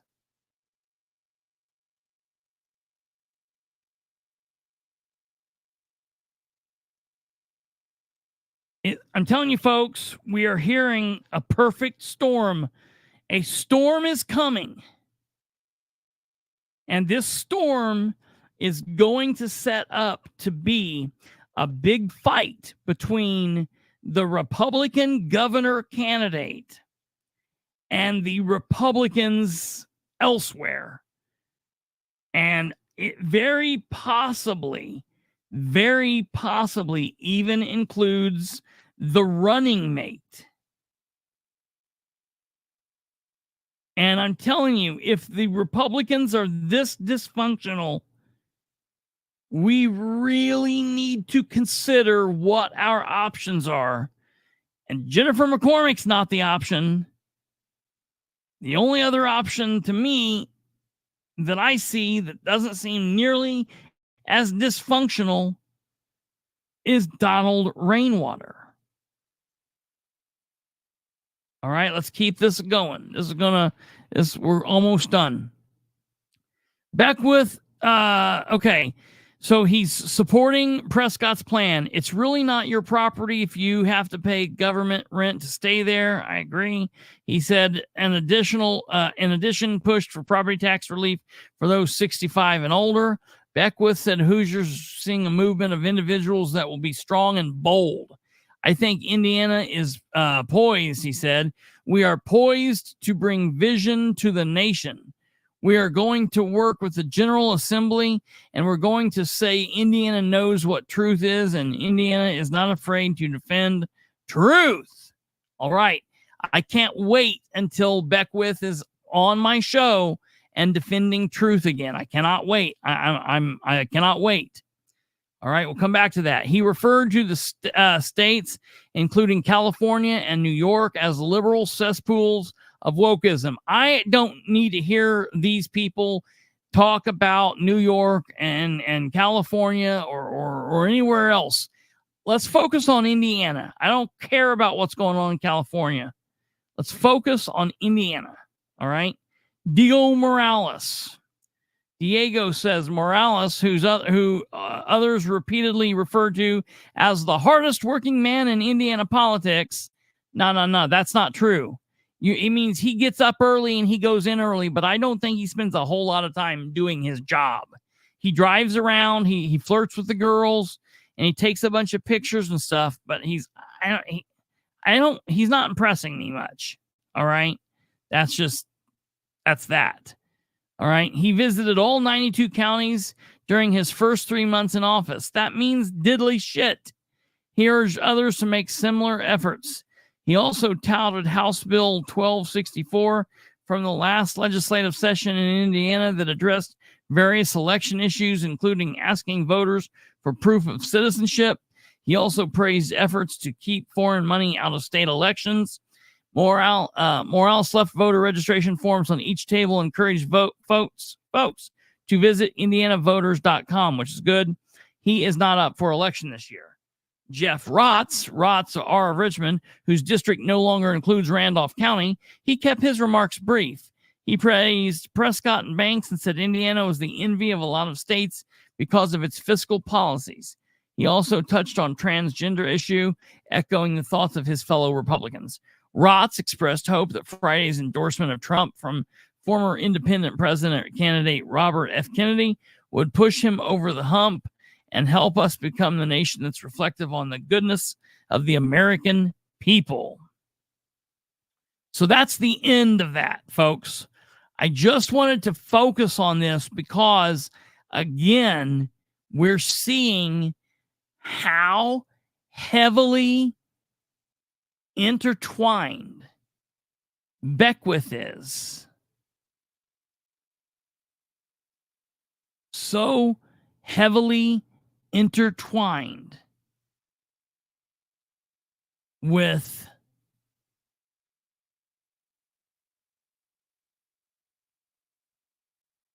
JD.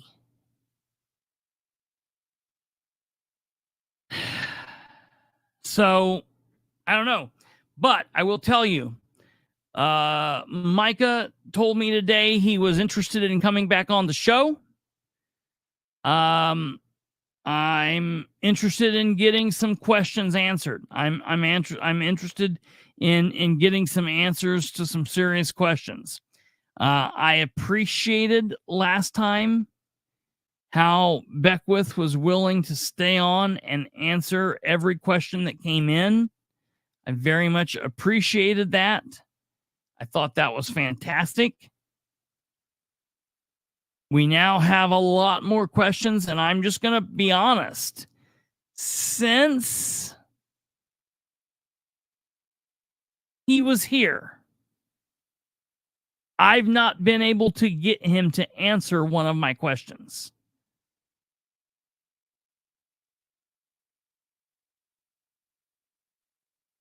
That concerns me. He's willing to come on the show. That I will applaud. I'll have him on. We'll be able to ask this.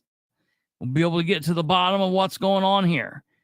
I'm going to just jump out here and say that Beckwith and Prescott have been working on the Prescott plan.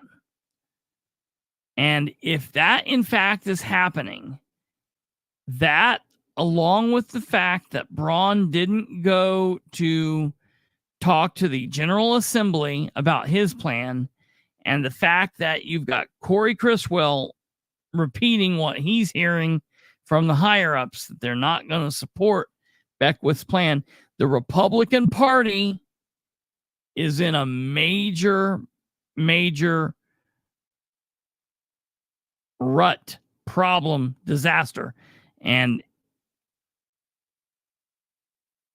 Rainwater's our guy. I don't know. Man, we'll see what happens. We'll see what the answers. Okay. Thank you guys very much for coming on. I appreciate it. I love, sold out. We should send them all back. We should send them all 30 pieces of silver. That's what Niles had to say. Absolutely. Again, I just hate that my dear friend Rob Kendall is going to have cake on his face in 6 months or a year from now, or maybe even less, because of what's happening. A storm is coming, folks. A storm is coming. All right. Hey, before we roll, it is Sunday, the 25th of August, 237 days, 237 days without correspondence from Dale Basham. So keep that in mind. We've just not heard from him. Maybe we'll never hear from him again. I don't know. I've heard a lot of other people have been questioning what he's been doing. I've heard he's been ruffling some feathers within his own party here lately. And there are some people within his own party that are fairly close to him that are questioning like what he's doing, the seriousness of his ability to be able to run and to be able to be involved and to do the job. There's some serious problems. It's not just the Republican Party on the state level, folks. It's the Republican Party at the local levels too. Of course, we got everything crazy going on with Catherine's Republican Party and everything else. That's nuts. Janet, I will be at the Tuesday meeting, so I will bring them to you there. That's a good idea. I will be at the council meeting on Tuesday morning. That meeting we will not. Maybe we'll be live streaming. It might be worth a good live stream. So I'll let you guys know. We'll talk about that tomorrow. You guys take care of yourselves. God bless each and every one of you. Thank you all for being here. We thank you guys for everything. Please, please, please share the show. Spread the word. Get it all out. We're very, very appreciative of that. Help spread the message. That's the biggest way that you can help us out. And we will be back here tomorrow at 9 p.m. Eastern on the dot. Until then, take care. Good night. God bless. Goodbye.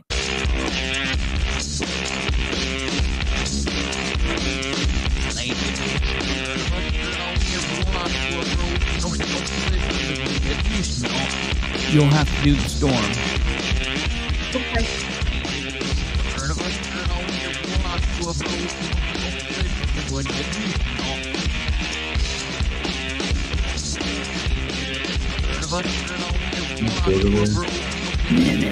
In your bag. What?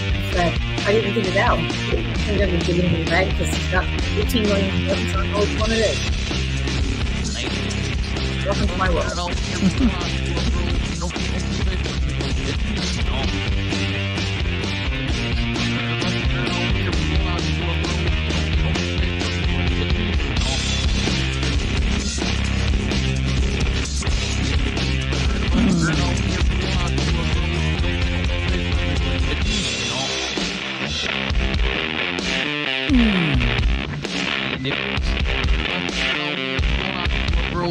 You know,